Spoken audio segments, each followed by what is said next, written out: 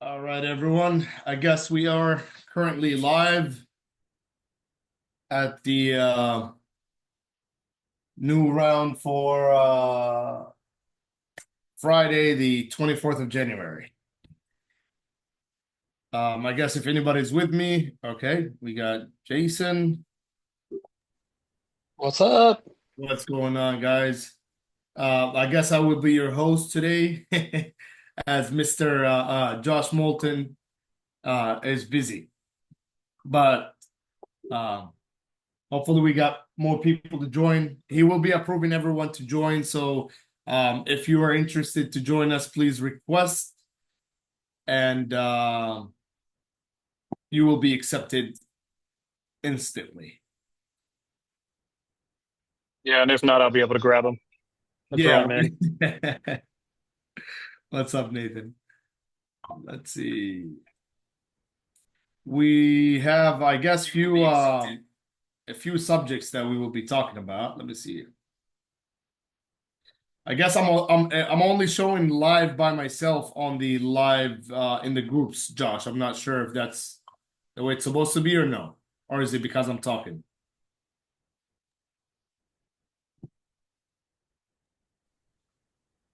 I think Josh said he had to leave, but I think it's probably because you were talking. It's in speaker view. Okay, I'm checking now that you started talking. I don't think it changed.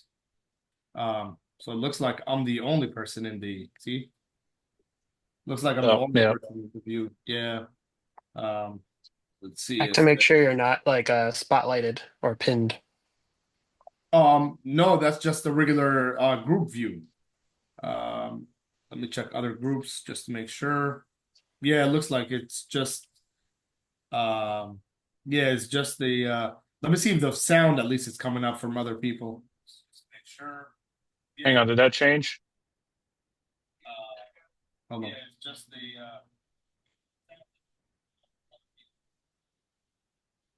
hang on, did that change? I can hear you guys, but um the view's still one. Got it. I can hear you guys. Let me try. Okay, let's see. Something changed. Well, somebody else added. Hold on. Let me tag Josh to see if message him.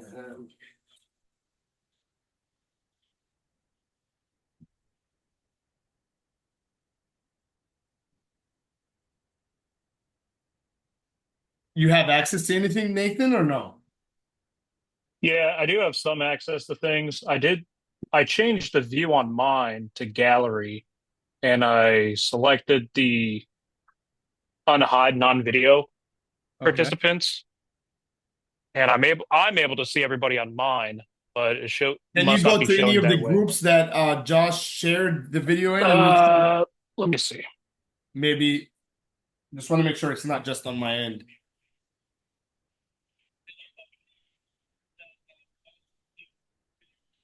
No, it's Technical on your end. difficulties. No, or no, it's on everything. It's good now? No, it still has. Just me. Yeah, just you. Well, I like attention, but damn, not that much. I messaged Josh. Let me try to call him and see if he picks up.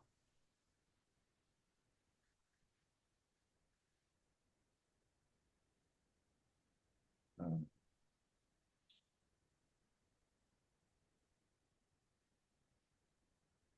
Thought I had his cell phone number. What's that guy? Okay. Well, the nice thing about it, at least your voices can still be heard. But we're trying to. Yeah, and it could also be because we don't have our cameras turned on. Well, yeah, none of you are. Can you try that? Can you try one of you guys? Yeah, let me see if we can. Yeah, let me. I think That's a good, Jason's hopping on. that's a good point. Testing 1 2 3. Testing 1 2 3. Let me see if instant. Oh, yep. Okay. All right. Yeah, with At Jason, least yeah, one with of you guys Jason's turned their cameras camera on. on. Don't leave me alone here. Yeah. I'll be able to get my camera on here in a second.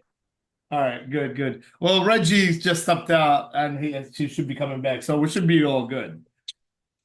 Um, so I guess we're good. Anyone that can turn on their camera will get a slot on the panel, which is good.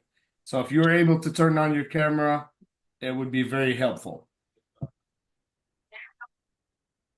All right.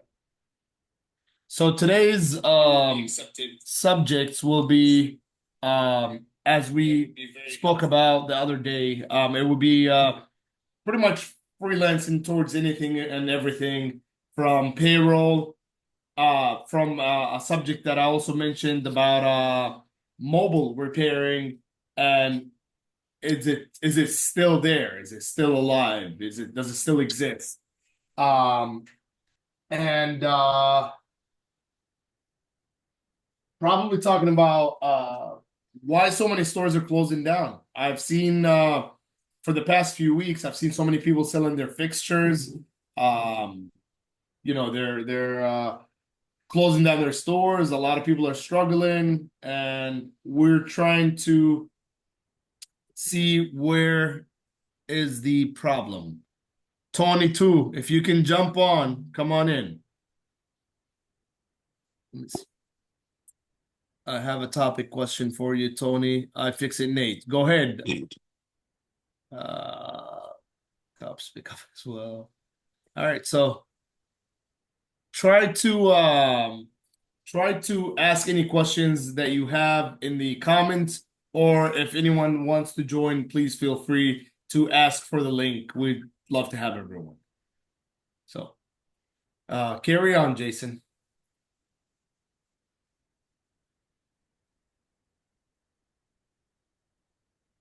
What am I carrying on with? Whatever subject we were talking about.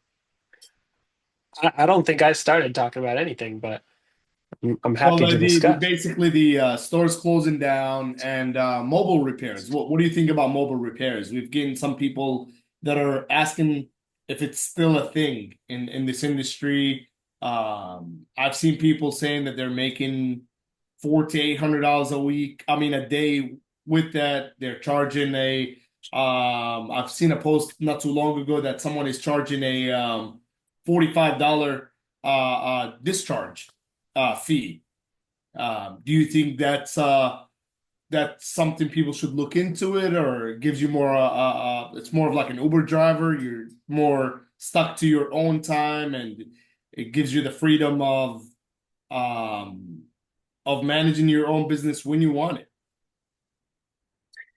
Yeah, so I actually just got off a call like 2 days ago with someone in the groups who's very, very good at mobile repairs and is kind of in between expansion opportunities right now versus going into a retail and having a retail side and also having mobile, or just going hard on mobile and expanding the mobile as much as possible. And he's done very well. He has a really good Instagram presence. We talked numbers the other day, and he said a slow month is around 7 or 8 thousand. A good month for him is 15, 16,000, and he's able to pull those numbers. That's pretty much just him by himself. And yeah, he's doing like iPhone 11 screen repairs for close to $200, and people are paying for them. This is in the Anaheim, OC, um, Los Angeles-ish area, so Orange County-ish area. Um, and yeah, I know he tried expanding and had somebody else who was like kind of doing mobile repairs and used him to do some of his jobs when he had a few too many and wasn't able to capture all those customers in one day. So he'd have him go do one of those jobs and pay him a set amount from that repair and still charge his repair fee on top of that. So he was taking the repair fee. The guy got his money from doing his repair. But he said, the relationship didn't work out too well because the other mobile tech was kind of getting greedy and wanted more from each repair. He wasn't really doing like a dollar amount or dollar per hour amount. It was more like a you get paid per repair. I have my hats off to anybody who can run a mobile service doing this because it's hard, man. Like you don't get those walk-ins. Everything is a very intentional. visit to the customer. You have to have everything on you. There's no going back to the shop for something or running to the back to grab an extra part or getting donor parts or anything like that. You got to have everything on hand. Warranty issues are obviously a big thing too. If a customer has a warranty, you're not just asking them to come back into the shop. You got to go back out and visit them again. If they were 30, 40 minutes away, and that's an hour round trip just to make an adjustment that you're potentially not making anything off of, and you're losing time, losing gas, losing money off of it. So with all that being said, I do see that there are people that are very successful at doing mobile repairs, and I'll say that he's a lot more legit than I've seen a lot of others that are doing mobile repairs where they're just like doing them out of their car, and they don't have signage on their car or anything like that, and they call it a cell phone repair business, but they're basically the same as anybody on OfferUp or Facebook, just posting their ads and trying to get customers here and there. He's very heavy with SEO, very intentional with his Instagram posts and his web development and all that stuff. So yeah, I know he does well, but he is kind of at a crossroads now because he did sign a lease for a retail location. It's a smaller spot, and he's getting excited about having walk-ins every now and then, but business has just kind of been slow, I guess, for him this month. So he's trying to figure out the best route to go from here, whether it's continue building that mobile business or try to drive more traffic to the store and pick up mobile repairs as they come in. Now I will say, my shop's name is South Bay Mobile Repairs, and we get calls constantly asking if we do mobile repairs. We also get asked if we do auto repairs because it has the word mobile in there. Um, Okay. so the need is definitely there. The demand is there. I don't know that for me it's enough to where we'd staff somebody full time for mobile repairs. But if we have somebody here and we quote a customer and they're willing to pay what we're quoting, then it's something that we definitely put some interest into. But yeah, I'd love to hear from anybody else as far as anybody who has experience in this. Is mobile growing? Is mobile dying? Are you looking to expand into it? Are you looking to get out of it? Is it the only thing you do? Yeah, anybody else? Actually, I do have a question for you. Well, welcome, Reggie, and thank you, Nathan, for letting us see your pretty face. The question for you, your store name was what? It's this the South city Bay name, Mobile Repairs. South Bay. Okay, so Yeah. that's a good subject that I really want to talk about. What is the challenges that a lot of people are facing from naming their stores, um, the city and mobile repair? I'll give you an example. There was an issue at one point of time with this small emergency place that is located in a city called Brandon. You're probably familiar with Brandon. And they opened another branch, and this is a corporate, like mini hospital. They opened a new branch in Wesley Chapel, and the hospital had Brandon Emergency Center, and it's located in Wesley Chapel. And it made them, rebrand 6 months later or a year later due to the fact that everyone was searching a hospital near me and it says Brandon versus Wesley Chapel. They were not going there. So do you think growing to multiple doors or maybe branding yourself, do you think the city mobile repair, like my boy Chris have Savannah mobile repair, or people have like Atlanta a phone repair? Do you think that is an issue growing, or it makes you get stuck in one location?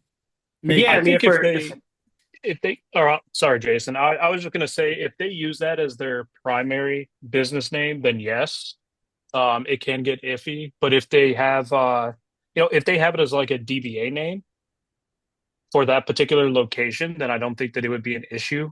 If we did like, I don't know, Computer Warriors Wilmington, but that was our DBA name, but our primary brand name is Computer Warriors, then, as far as growth opportunities, I don't think it would necessarily restrict us. But What about it would have branding to be how it's wise? structured. Yeah, well, branding wise, not if it's tailored. If that's the only name that you have, then yes. Yeah. But if it's tailored if you tailor it the right way and have your DBA set up properly, then no. So do you believe in having multiple doors under different names, which I've seen, or do you believe have in multiple doors under one brand? Maybe to some people. So I've heard two different point of views from people that own 15 plus or 20 plus locations. One guy said he owns four locations and his locations are in the same city and they're totally different brands. And he said this to me. He says, well, maybe some guy has a problem with such and such mobile repair and he would go now to such and such fix repair. um I said, you own four locations within a driving distance from each other. Don't you think if you have all the locations to Nathan mobile repair, don't you think that rings a bell to customers and maybe it shows them that you are corporate and it gives them more trust? He says, I never thought about it this way, but I'd rather to have them all different brands. This is unlike me because we have 14 locations and all my 14 locations are with the same brand, and it's more of like a billboard versus and not just a retail store, you know? It's just it makes people remember the name everywhere they're driving. They see that name, and it just gets stuck with them. Yeah, so I think it depends on the individual's goals. Like some people do want to expand, some people are happy owning one store, and the SEO that you get from like having a city in your name is pretty huge, because if people are just typing in like phone repairs in the South Bay, like we're pretty much first to come up. That So is, that was why I came up with it, 12 years ago when I thought it was a great idea. Um, but I also think of like our area when we say South Bay, it covers like 10 cities around us. So it's more of like a county. It would be like saying Los Angeles phone repair. I'd have, unlimited places to open up in Los Angeles if I really wanted to do because that. like Hillsboro phone repair, Yeah, so we yeah, we have like millions in population in the South Bay, but it allows me to cover from like Santa Monica all the way to Long Beach, which for me is like 10 different cities, and there's probably 30 or 40 other repair shops in that area. So if we were to expand, it would be in the South Bay. I wouldn't expand out of the South Bay like how you like to own Tampa. We would want to own the South Bay area. So I'm totally okay with that. And at some point I thought like, well, hey, if Jersey Mike's can come over here and open some sandwich shops, then maybe we can do something like that too and open a South Bay Mobile Repairs in Mississippi. And as long as the brand is good and we're doing a good job, then people won't question that. Because I remember when a Jersey Mike's opened over here, I was like, wait, what? Why are they opening a New Jersey type store in the South Bay? That's kind of weird. But obviously, everybody loves Jersey Mike's, and that's kind of the way I see it. But yeah, if you have like you said, a very specific city name. Like if I had Carson Phone Repairs, which is a city within the South Bay, that would be extremely hard for me to expand into other areas and still kind of like keep that brand reliability. Because if you're in Inglewood or Hawthorne or all these other cities and you're looking up Hawthorne phone repairs and you come across a place that says Carson Phone Repairs, it'd be kind of confusing, first of all, and you wouldn't just feel that like connection to your city. It would just be a little off until it's another point of friction essentially, which is like what I always talk about. You want to make things as simplified as possible. So yeah, I definitely agree with creating like an overall arching brand that's easier to kind of create brand recognition, brand awareness, and build upon that versus having multiple names. However, it all comes down to the success of your business. If you're able to use multiple different store names and make it work, then by all means do it. I know some people are acquiring other stores, and to have to turn over that entire store and change all the branding, change all the everything in the background as well. It costs a lot of money. There's a lot of effort, and maybe you're picking up a store that's already doing well in traffic, and you just don't really want to dive into all that. It already has brand recognition, so you don't want to break away from that. So I can kind of understand both sides of the coin, but if I were opening a brand new shop, like I'd want to continue to try to build the brand that we've worked yeah. on over the last 10 plus years. So That's what I'm assuming. You brought a good point, which I think may shift me to the next subject, acquiring stores. And this is probably a very unique subject because everyone has a different opinion. It's such as grading scale, but we'll get to the grading scale on another video. But acquiring stores and the value of cell phone repair shops. How do you value a cell phone repair shop? Because from what I've seen, people everyone wants to value their store at $75, $100,000. But when you're hearing numbers, stores doing $5,000 a month in revenue. So what is the proper, if we're trying to get to the proper value of a cell phone repair, that are very old in this industry and they understand how you value, your point of view maybe is different than mine. Nathan, if you have any touch on that. Yeah, so there's a lot. So whenever we're looking at acquisitions and acquiring other businesses, there's a lot that we take into consideration, like, how well documented are their books? Can I tell what they're actually making from like what is their EBITDA? Um, Also, what does their database look like? Are they actually keeping track of all of their customers? Are they actually keeping track of all of that information, like phone numbers, email addresses?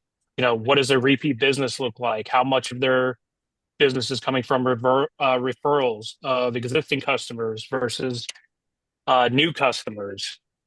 How is their marketing structured? Do they have how much inventory do they currently have? How quickly does that inventory move? So it's a very, very loaded question from my stance. A lot of the stores that we've acquired, the only business that we paid over, 100 grand for was a small MSP.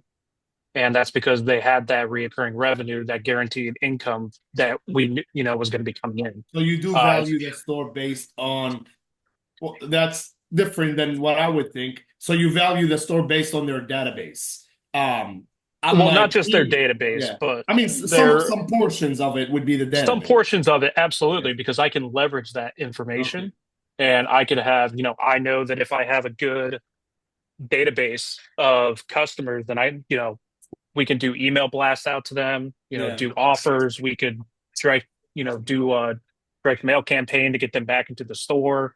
There's so many, I guess, marketing opportunities there. So if you have to Um, go in blind, with let's take all that out and consider that you're going in based on the sales numbers. Rough example, what would you pay for a store that does $15,000 to $20,000 in revenue? And let's consider that to be a little bit of accessories, a little bit of repairs, and a little bit of devices to keep it more yeah, yeah, simpler yeah. to the viewers, I paid, right. So I paid, let's see, I had a situation just like that. There was a store or a company that we bought out. They were doing about 15 to 20,000, and we paid $12,000 for Mhm. Yep.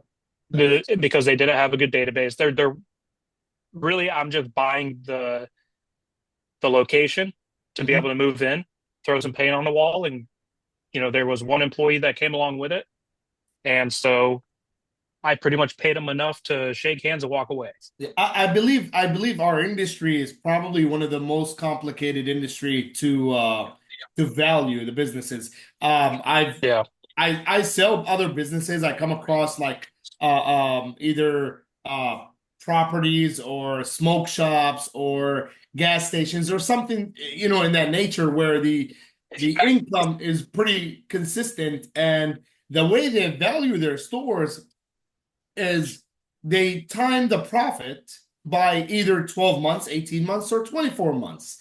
Unlike our industry. So and that's how I feel like the safest and the proper way to buy a business. So if I've seen posts where people are their store is doing $7,000 a month. Had a call from one of our guys in the group. He called me. He says, I wanted to ask you a question. I'm trying to buy a store that is close to mine, and the guy does $7,000 in revenue, and he's asking for $50,000. I said, for what? I said, this guy should be thankful if you just take over the lease, for free. He says, and I said, how did he come up with that price? And he started telling me things that it didn't make sense. So I think the proper way before anyone wants to post their store for sale is to say, let's say a revenue of $20,000. Rent is 3, you have 18, employees are 8, then you have 10. your inventory a buyback monthly is $6,000, so you have $4,000 profit. You times that 4,000 by either 12 months or 18 months, and that's what the value of your store. You are not selling showcases. The 4,000 times 12 months, which is $48,000, or if you want to do $72,000, that's what the value of the stores is, the ROI that the ownership is bringing annually, and that's Yeah. how they base businesses. But you cannot sell showcases with that amount. That is the actual amount that you generated to value your store. You cannot sell the tiles, and you cannot say I put constructions on the store of $30,000. Well, let me tell you this: that construction is all yours. That was your personal preference for using Mhm. a Home Depot paint or using whatever that company is, the expensive one, paint. So you choose who you want to Right. do it. You can put wood tiles or you can put ceramic tiles. That was your personal preference. You cannot pass that loss to someone else's that's interested to buy the business. Yeah, Right? because more than likely they're going to want to upfit it themselves. So they're going to have their own expense there. Now, I definitely agree that, one part of the purchasing algorithm to look at is the net income, obviously.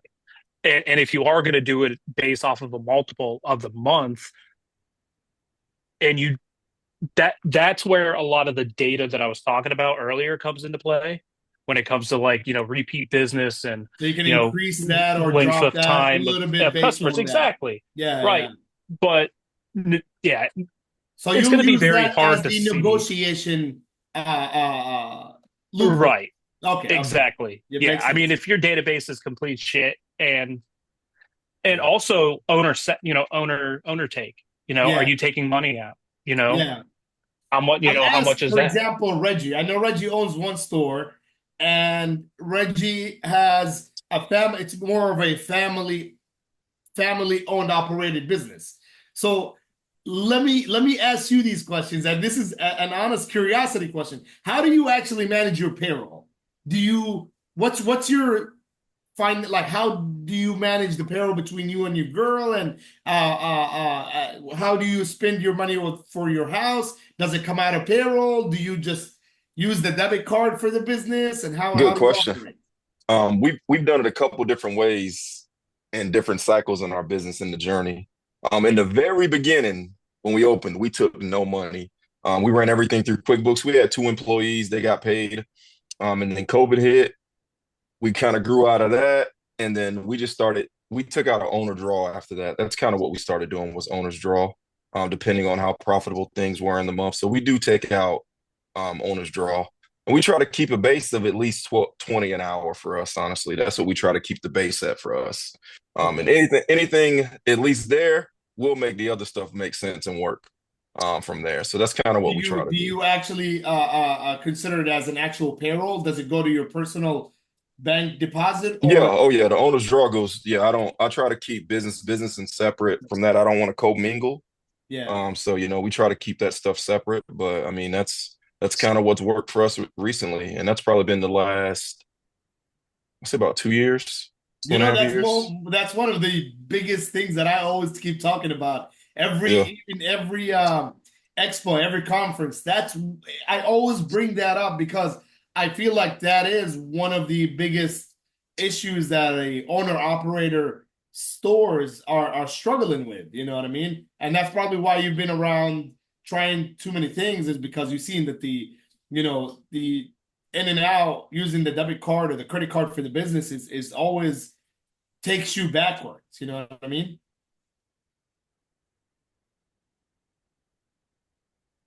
But I mean, what were you planning on growing past one location, Reggie? I knew that was your next question. Nah, bro, I'm one and done. Like Zion Yeah. is one and done.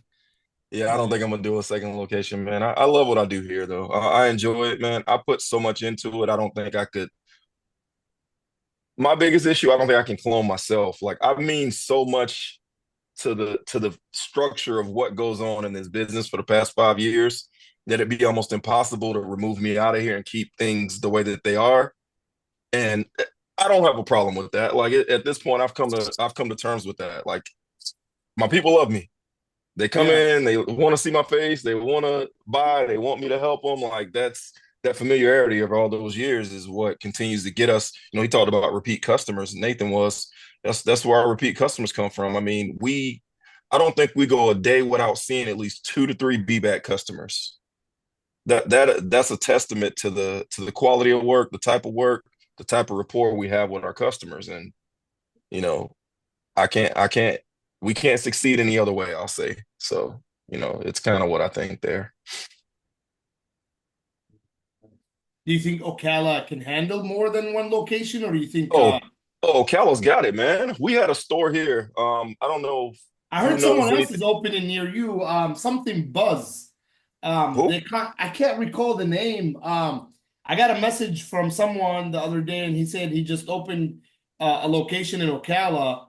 Mhm. Um, I can't remember the person name. I know the business name was something Buzz. Hold on, I'll get that. So there used to be a store. I can throw a rock from my location to the store that used to be open called Wow. Retech. This is years ago, called Yeah, they Retech. closed down. They had one in They're Tampa. closed down. Yeah. That store did I know 2 people that used to work there on good authority. That store was a $3 million store.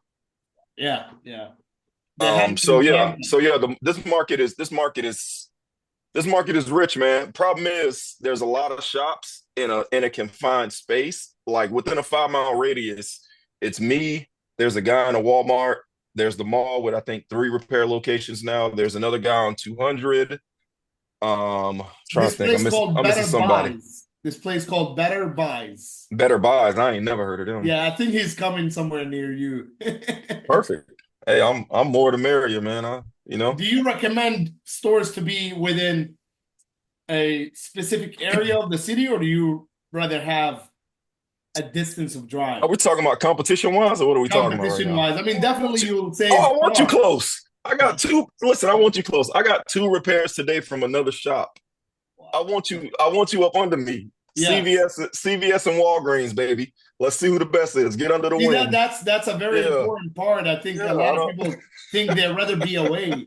I've learned No, that lesson back in 2013 when Cricket AO Wireless, if you remember, was I remember. in the industry. They came into Florida as AO Wireless, and Mm-hmm. we said we don't want to be anywhere near competition. So we went and opened a store very far away, thinking that we could get new client base. But come to realize that actually people go to a specific street to buy cars. So there's always that street in the city where there's a bunch of car dealerships. So we've actually lost that business, lost $130,000 back in 2013 with that business. And since then, I had a motto that anytime I want to open a business, I'll go find the strongest guy and open next to him. It works. Oh yeah.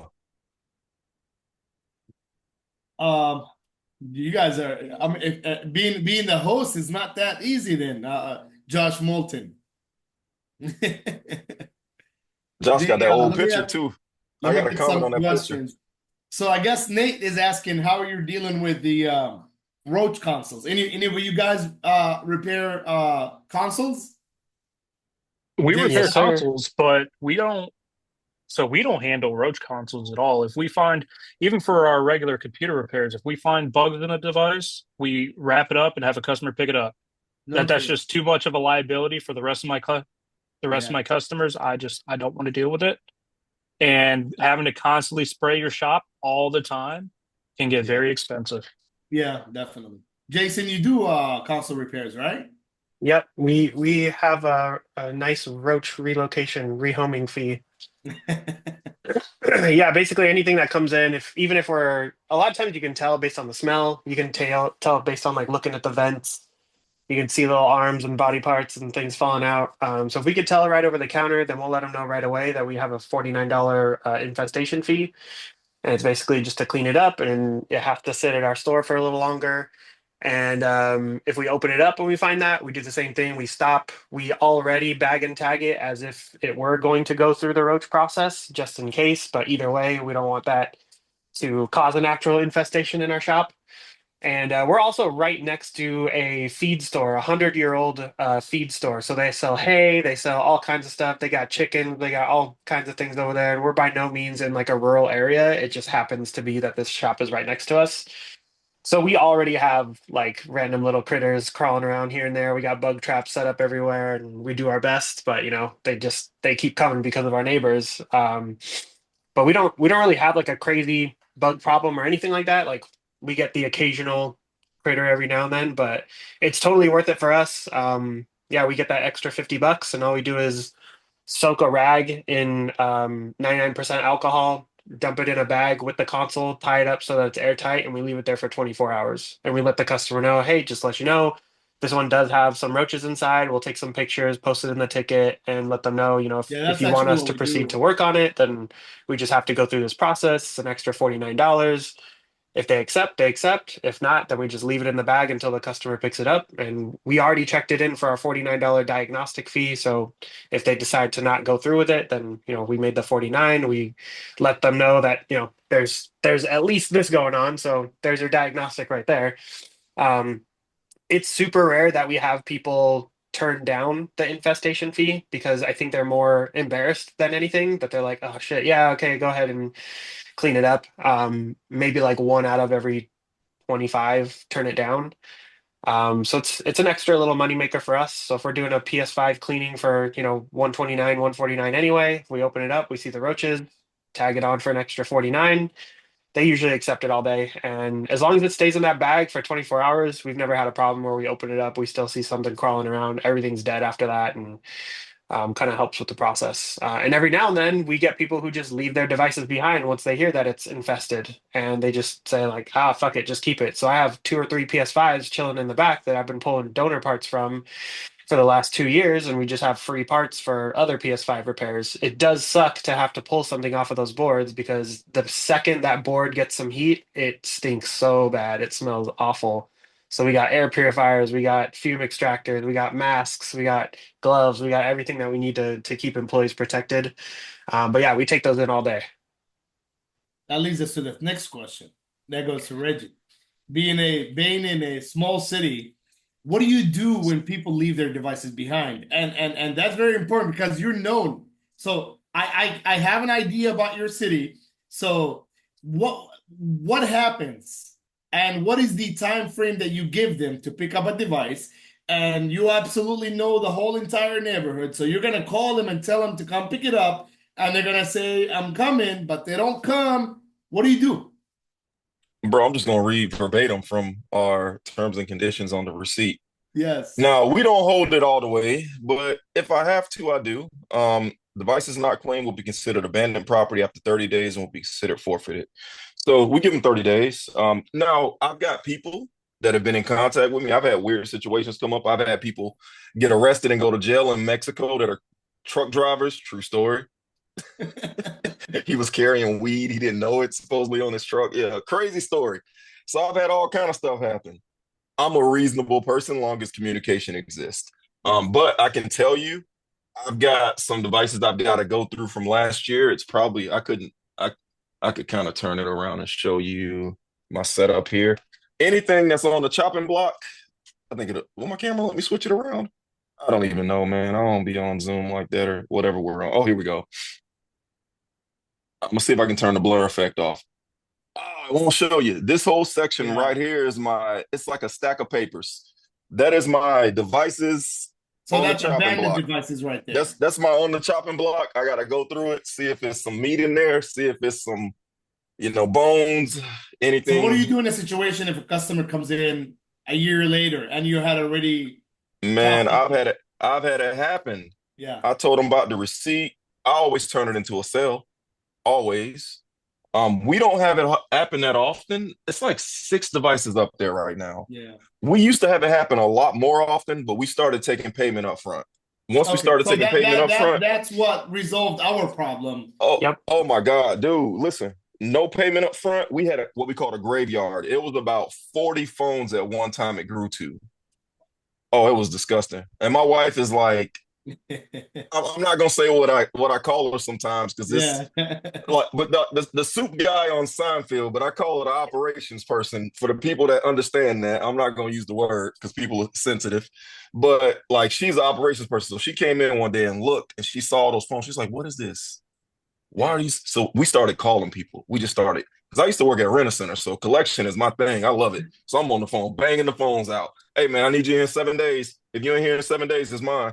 Hey, just come pick it up, man. I'll take the parts off and you can just come get it. Like I just want you to I just want to get these phones out of here. And we cleared up our safe in like a month. It was Does down to everybody like else two collect up devices. front You or talking about other not yet? shops? Yeah, the other guys in the Zoom. Anybody else collect up front or after repair? Yeah, we're up front. We started about 4 years ago, and it changed everything. We no longer get as many, like exactly what Reggie was talking about. Probably 10% of the amount of abandoned devices now versus what we had earlier. And you also don't feel the need to chase after customers anymore because everything's been paid for already. And it really depends because again, let's say that PS5 or we don't know if we're going to fix it or not. We're not charging them up front. We're doing a diag fee. Yep, So diag that fee only. what's that? I said, yup, diag fee only if you don't know what's wrong, but you can always charge up front. What's your Yeah, diag? so What's your diag cost? What do you charge? 60. I'm at 49 right now. We're probably going to go up to 59 this year. We're raising it about $10 every year right now. I think we're going to raise our PCs to 79 because those usually take a little bit Yep. more work. And I know Chris is at that pretty much already. 80. I 80 took for that. PCs. Nathan and Reggie. Diagnostic fee. You're muted.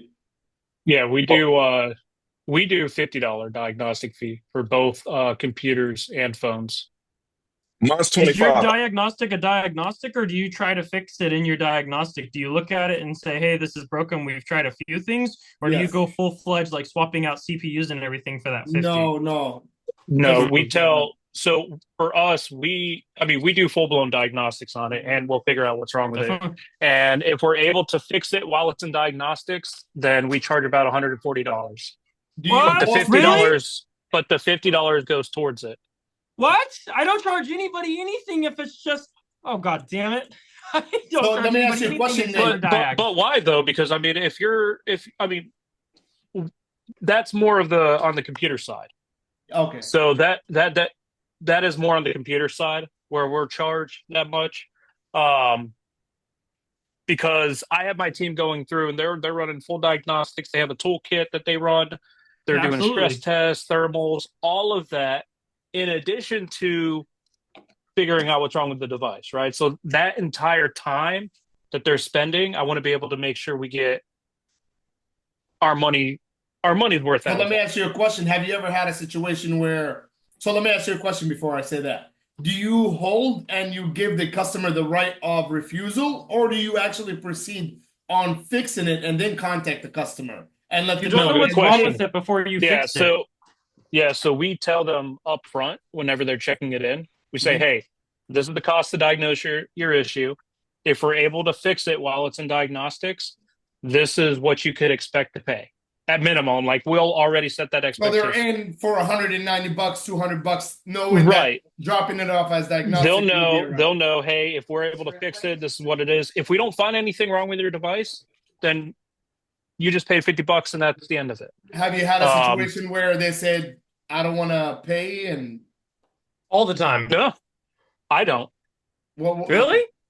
Not I don't. if you present it to them up front like that because you're already Well- letting them know they have the Yeah, expectations you're when they already drop it letting off. them know. Yeah. Sorry, I thought you meant like if you find the issue, you call the customer and they're not wanting to pay X No, amount of so- price. so We if- never if- have if- problem with the diagnostic charge ever. It's very easy to convince somebody and say this goes towards the price. You know, this is for us to pay my guys. You know, for us to do the work and to Yeah. try to get it to repair. Because we tell people we have to repair it before we can tell you what's wrong with it. But doesn't that fall into the category of not collecting money up front? And what if that guy pays the diagnostic, Nathan, $50? You call, you tell him it's $140 if we fix it, and then you fix it and they don't show up for weeks.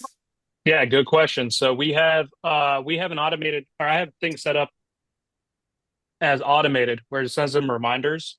Like once my team invoices it and resolves the ticket, then my system automatically does the AR chase down.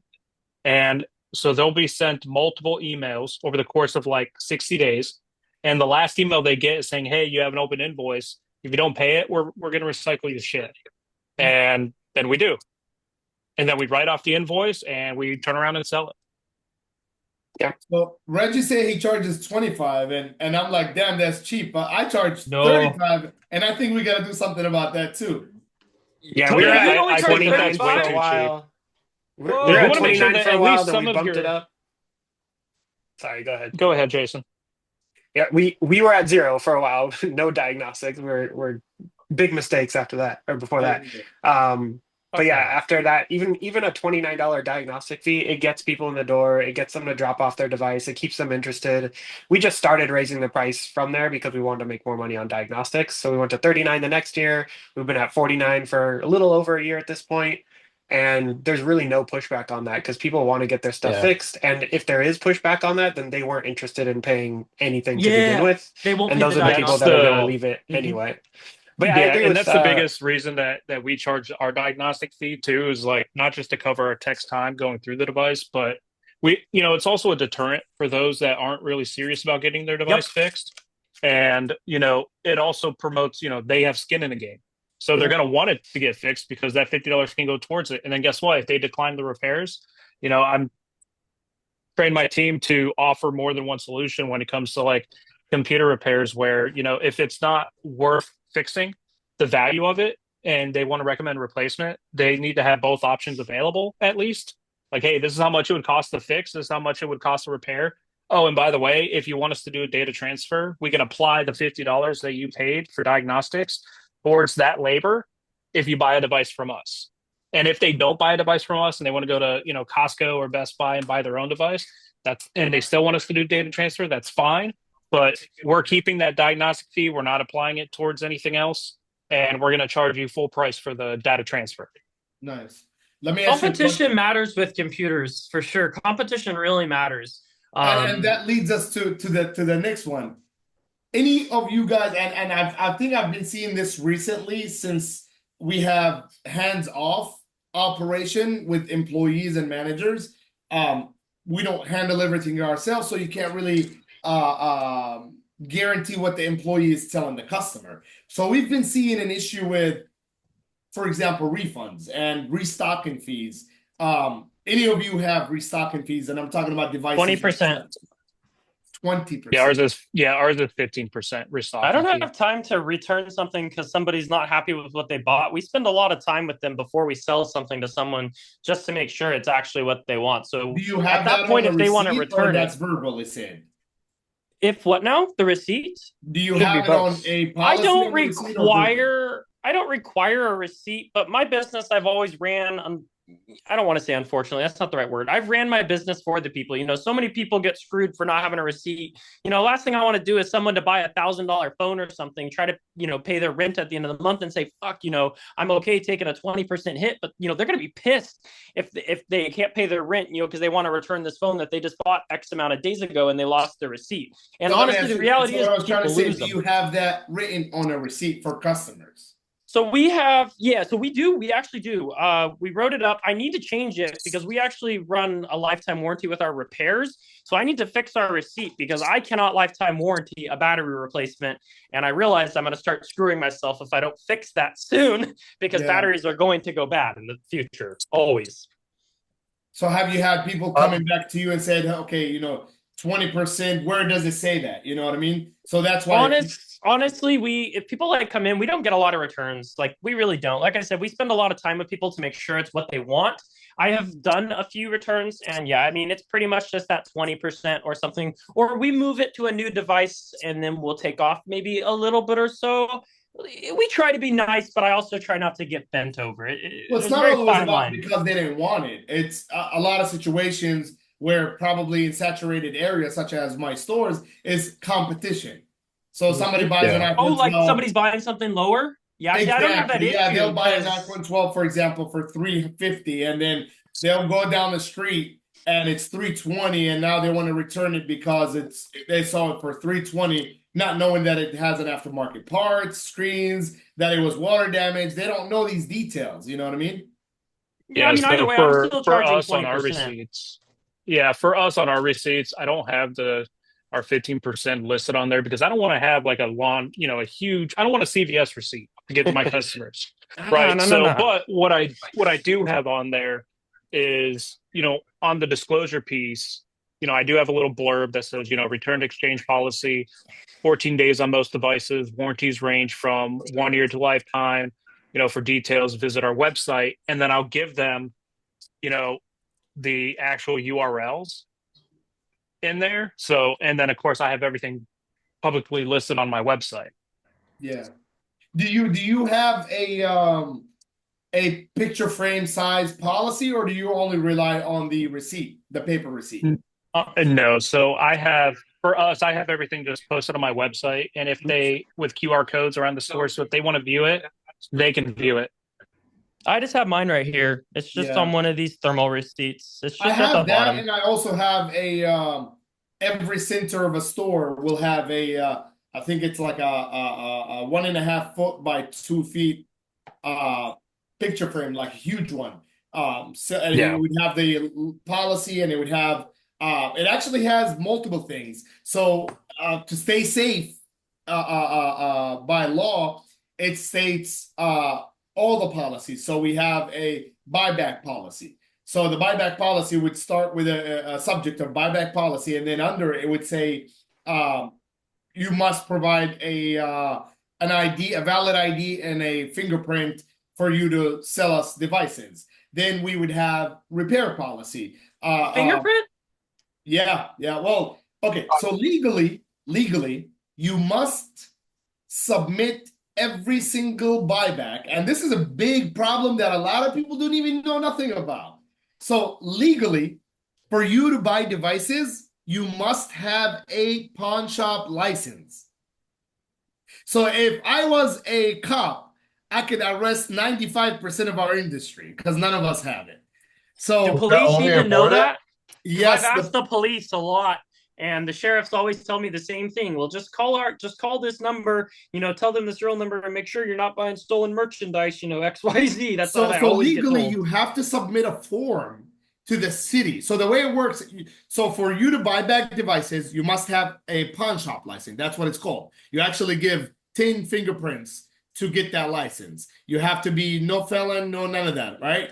So they'll approve you. Then the proper process I'm talking about, customer comes in to sell you a device, you go to their website, you fill up that information. The way we do it is actually print out a paper and fill it up.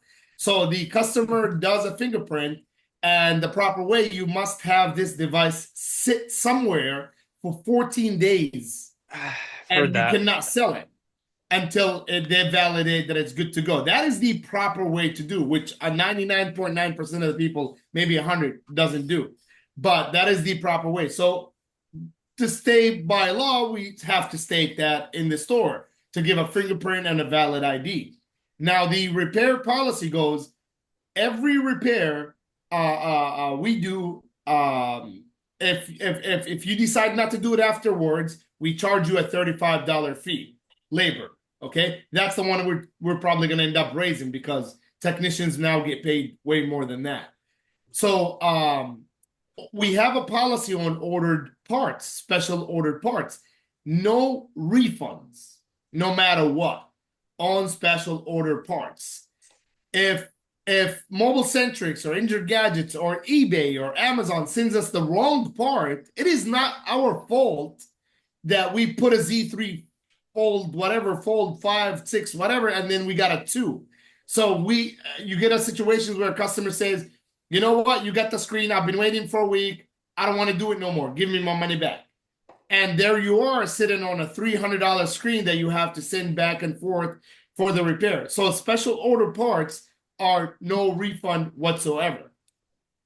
And that seems to be saving a lot of our issues. At one point of time, I went to our corporate center and found that we actually had 10 to 15 screens whether from computers, MacBooks, iPads, tablets, like weird tablets, and Samsung devices or LGs sitting around because we only did is refunding the customer. So my technician never was able to follow up with the refund because deal is done. Now you don't have a customer on your ass bugging you about it. You know what I mean? So keeping the customer in the picture puts a lot of pressure on the management in the stores to follow up with the RMA. Any of you guys have any refunds on special order parts, or do you just include that in the policy for everything else? I take full payment up front Okay. before I order anything.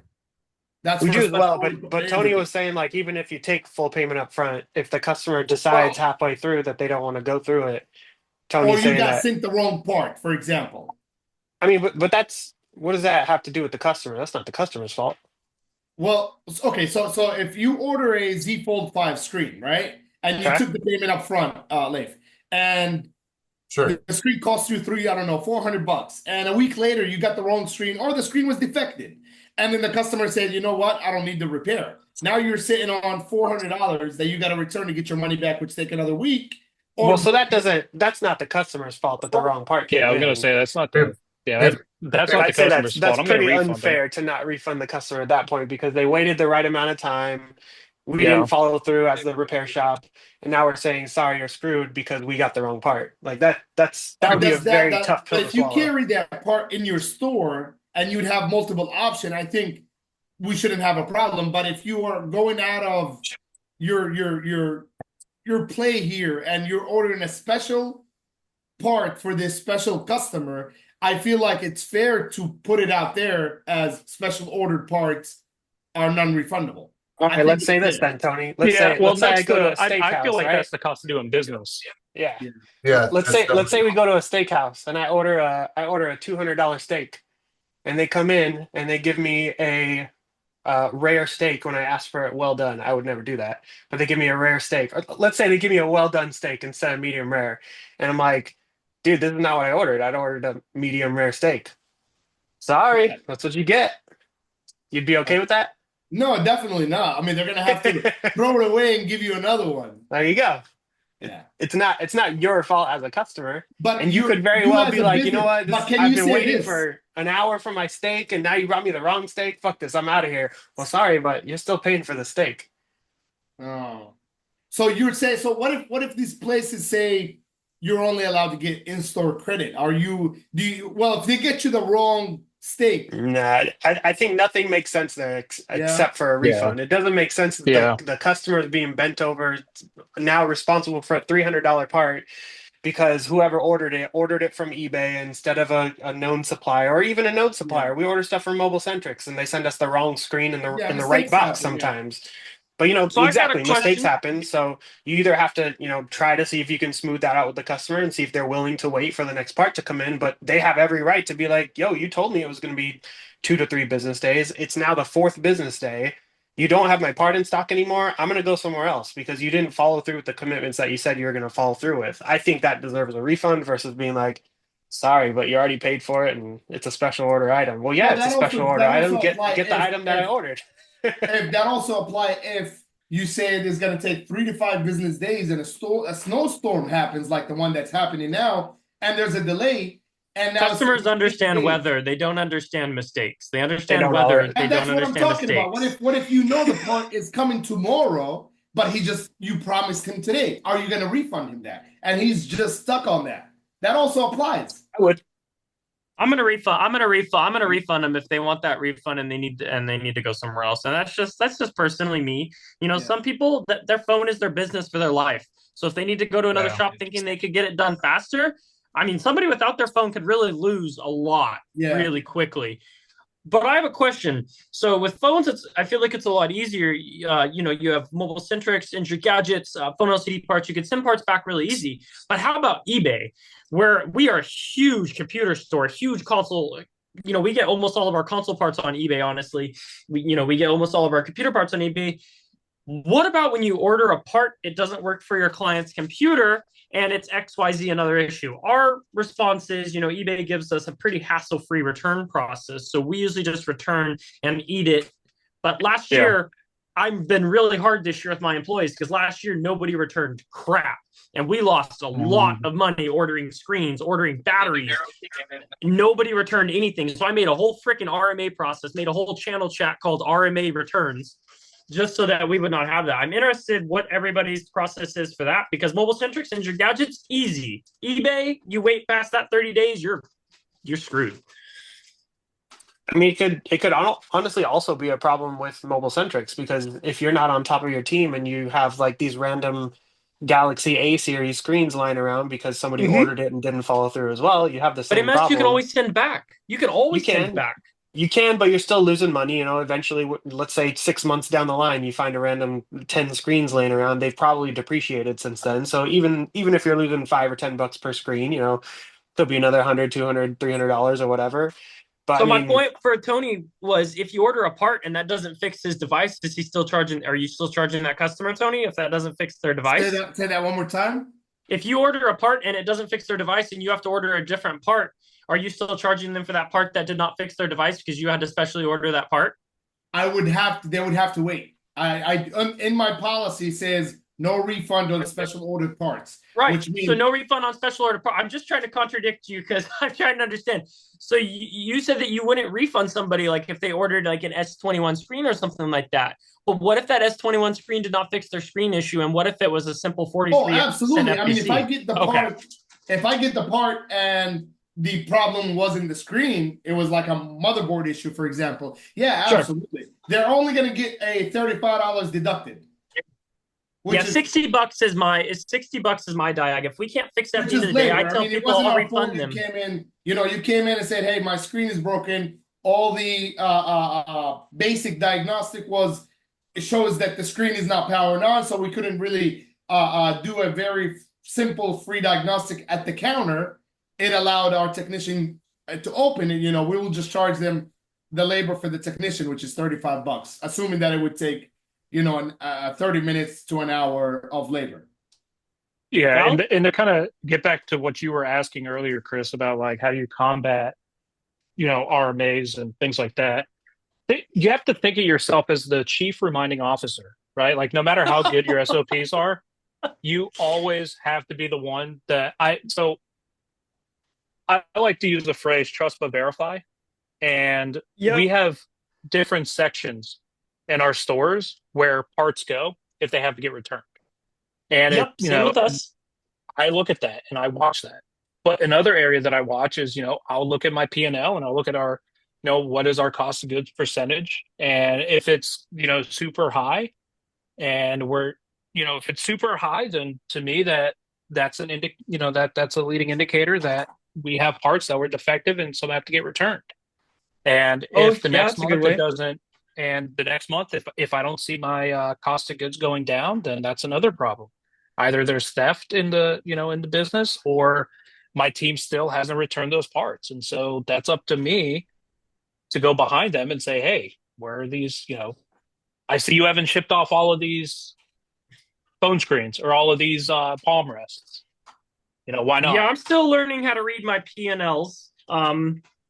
I'm still trying to learn how to read P&Ls. I finally started doing those, I think, in March of last year. And I don't know how to get my base because every month it feels like it's higher than it should be, which I know is kind of a problem.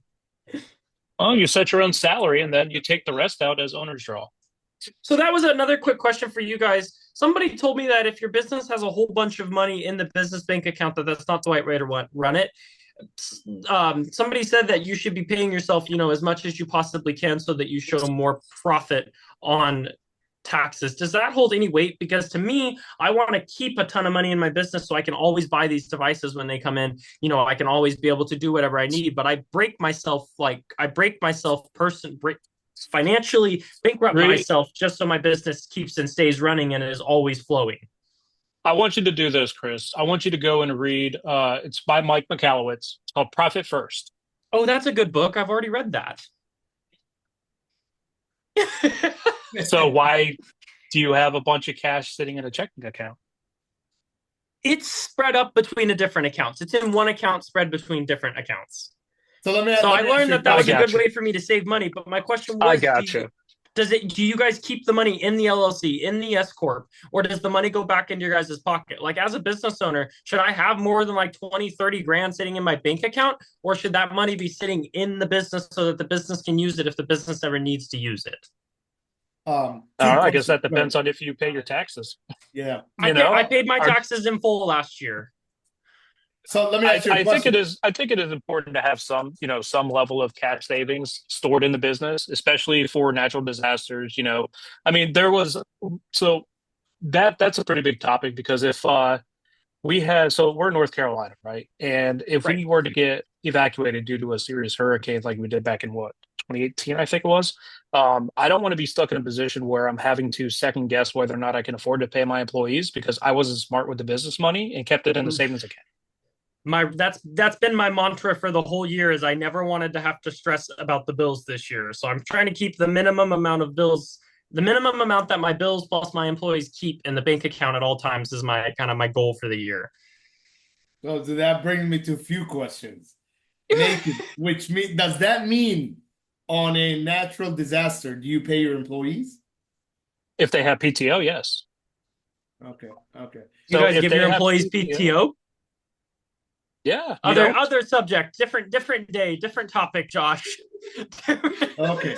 So yeah, well, that's very important. So I believe, I mean, if it's a natural disaster, it's a natural disaster for everyone. So that's my belief. But we'll I'll get to just that. yeah, I'll just say this, right now, so we were closed, what was it?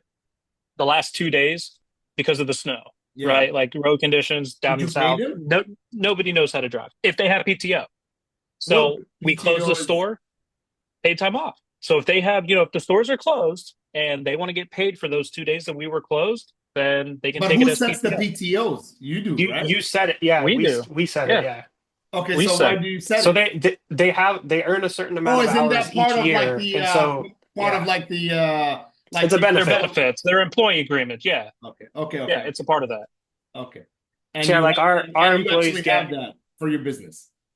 Yes. Oh, lucky yeah. your So employees. our So employees Yeah, get like 36 lucky hours per employees for year real. or something like yeah. that, or like 40 hours per year. So they get to choose when they can use those. If they need to take a day off for a sick day, then they can use it, or they don't have to use it. Well, We shoot, have like I feel generous, just like you, Jason. Is it bad? well, I give we my, we just implemented PTO like a year or two ago because business has Why? been Let me going ask you a well. And, question. What does it add on to your business? employee loyalty. It's the yeah, reason. It's employee another reason loyalty. why Tony. I'm not looking for employees every 6 months, and I've had the same Yeah, Yeah, yeah. employees for four exactly. years. I mean, I mean, I look, have, I'm it learning. helps I Don't with, get me agree with wrong. that. yeah, I I agree mean, with I'm not that. judging. I'm it learning. helps. So Yeah, check it this out. definitely helps with retention for Yeah. sure. Yeah, it's not all about like just the dollar per hour that they're getting. You can provide such a good work experience for an employee where like they're not constantly chasing an extra dollar, an extra dollar, an extra dollar. Like if you Yeah. provide enough benefits and just a good place to work, good leadership, good management, then they're not always necessarily chasing that dollar per hour amount. So Yeah. like we have paid Yeah. holidays. All of our employees got paid on Christmas Day. All of our employees got paid on Thanksgiving Day if they were scheduled to work on that day. Um, I had a day 2 weeks ago where our neighboring business, it's a pizza place, and one of my employees also works there after hours. The owner of the pizza shop died, and he's been a part of the community for 40 years.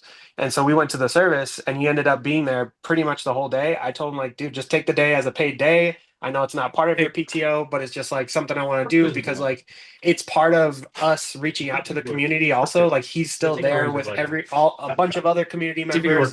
South Bay Mobile Repairs is like showing up at the funeral, like we're showing up at the services. So it's like to me, it's a marketing day essentially, but Yeah. I'm just gonna pay him to do what he wants to do to take care of family stuff or take care of being there for somebody in the community.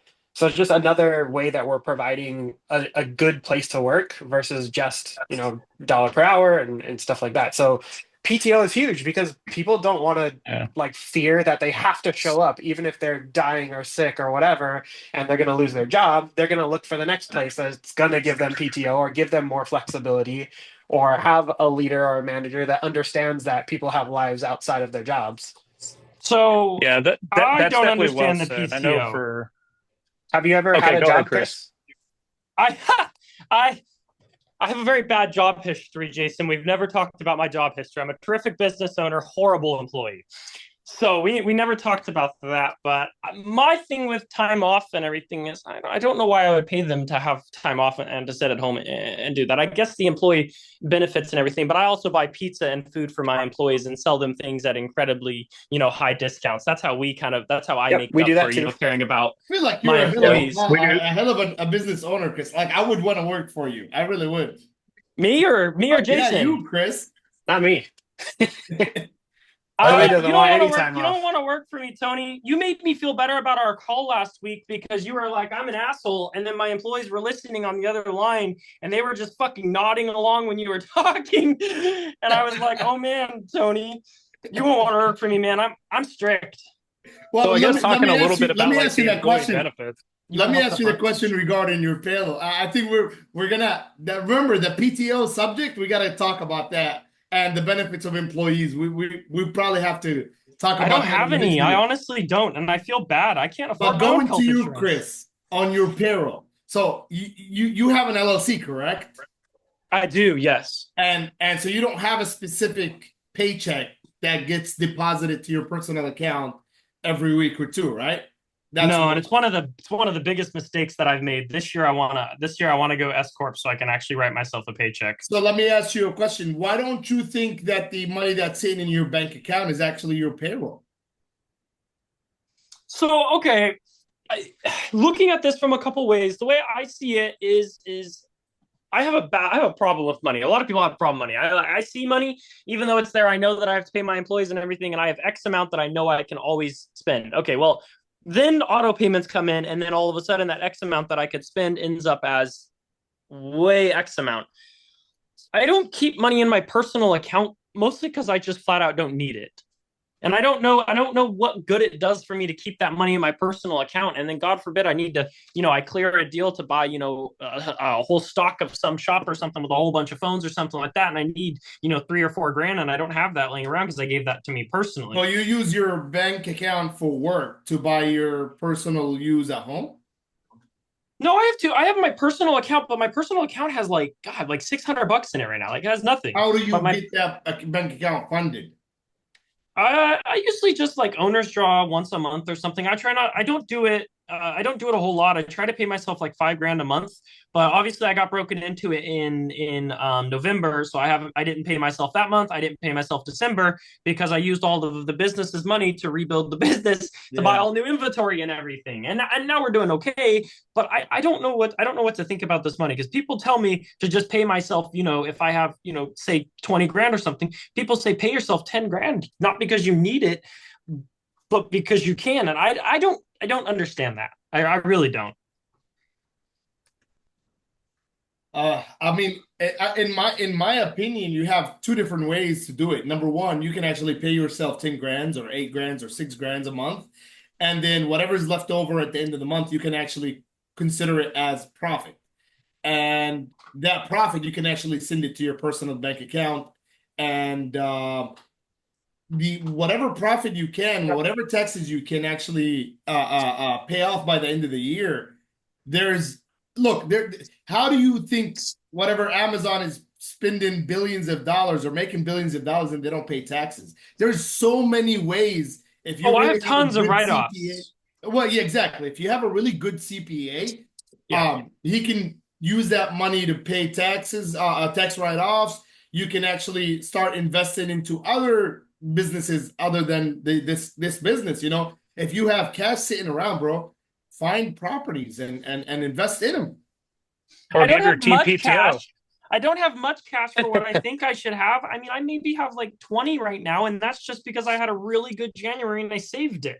Well, This is 20 not is like a down payment for $100,000 house or a $200,000 house. You think I can get $100,000 house over here, bro? They start at around 3. Lucky. Austin, there's always ways to make money.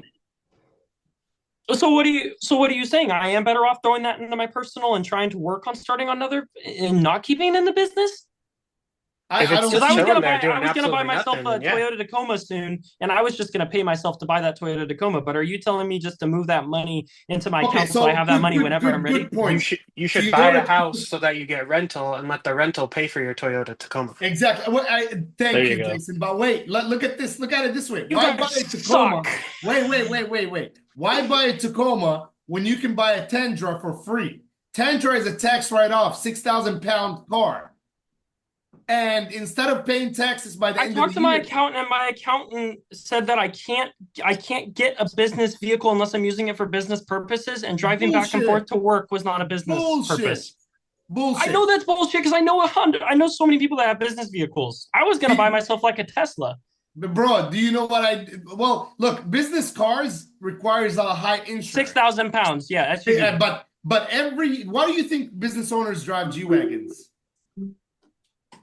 It's not Right because off. they like the fucking car. It's because it pays off the highest tax write-off out of all the cars out there. So Why you're do you saying if think I owe businesses fifteen drive thousand Escalades or dollars, Tahoes or whatever, big cars? It's because of that. Because it's tax write-off. but don't you have to show enough profit for you to be able to get that tax write-off at the first place? No, you're Hell no. doing. Let's say you're doing $600,000 a year in sales, right? We Let's do just say that. 300. Okay, an average cell phone shop is doing 30, 20 every year, every month, right? So that's Right. $600,000. You have the end of the year taxes, right? You're Mhm. paying that shit whether you like it or not. You have the end of year taxes. So let's just say you're paying $30,000, right? And there you go. Before you pay that money, your CPA tells you to go buy a fucking brand new car, 6,000 pounds. The car costs $60,000. $30,000 that you were going to pay Uncle Sam goes towards the tax write-off of the truck. So you don't pay taxes. So how are you supposed to know if you're able to get the write-off before the end of the year? Because my CPA isn't even done with my taxes yet. She just got my W-2. You Yeah. need a new CPA. Yeah, definitely. For real? You need a Yes. new CPA. Absolutely. Every 3 years, I buy a new car, man. Not because I want to. It's because not because I need to. It's because I have to. Yeah, that's what my dad did. He bought a new car every 2 years because the same CPA told him to, but the same CPA hasn't told me to. She just said that my dad was skirting the rules and that she didn't like it when he skirted the rules. Well, whoever Doesn't matter what they CPA, like. that's just laziness. Yeah. Like, okay, it requires more paperwork for them to do at the end of the year. It requires them to be more savvy or like slick, but your guy just doesn't want to work. That's all it is. So real quick, how my CPA explained it to me is the rules are so loose on it. It is based on the needs of the business. So with the level of vagueness in the rules of the taxes, you can write off just about anything if you got the right person doing it. So yeah, you definitely need a new CPA. I'm on the same team as everybody else on this call. I think this is hysterical. Some people just want to go by the rules. Maybe she got audited by the government and said, "I'm gonna play nice from now on, or else I'm gonna lose my license." Like, I don't know. Maybe there's something that happened behind the scenes. But Well, remember this. She said I Remember couldn't this, write it. Chris. She said I could not write it off unless I showed enough profit and unless it was being used for business purposes, and driving it to work and driving it back and forth was not Let used me as ask a you a business question. purpose. Is she a bookkeeper or a CPA? Both. She does my books and she does my taxes and everything. No. Let me rephrase the question. A bookkeeper does not have a license to be a CPA. A CPA requires a whole different license and a whole different scale of knowledge. So maybe she's So just maybe a she's bookkeeper. just an accountant. She's not a CPA. Yes, then? a Is that what we're CPA is a saying? whole different ballgame.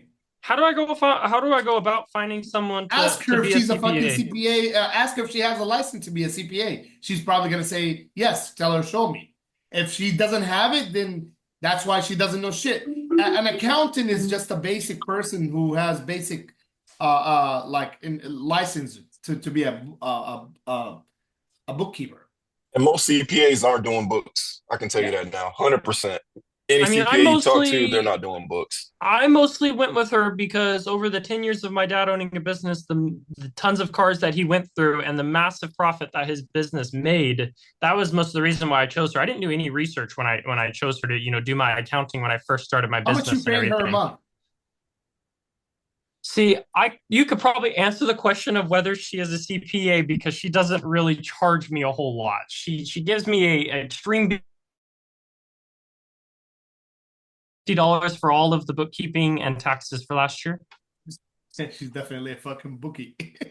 Yeah. Okay, that's fine. If you could teach me something, I'm okay with being taught something. Like if there's, I mean, if that's what I can do a better. minimum a CPA gets paid is around 175, $200 and up a So month. is she the person that should be doing my books, or should I have a CPA that does my books? No, Or should I have a a CPA for a good taxes? CPA can do both. I mean, a Yeah. good CPA should give you P&Ls at the end of every month. A good CPA would tell you, hey, your taxes are $60,000 for this company.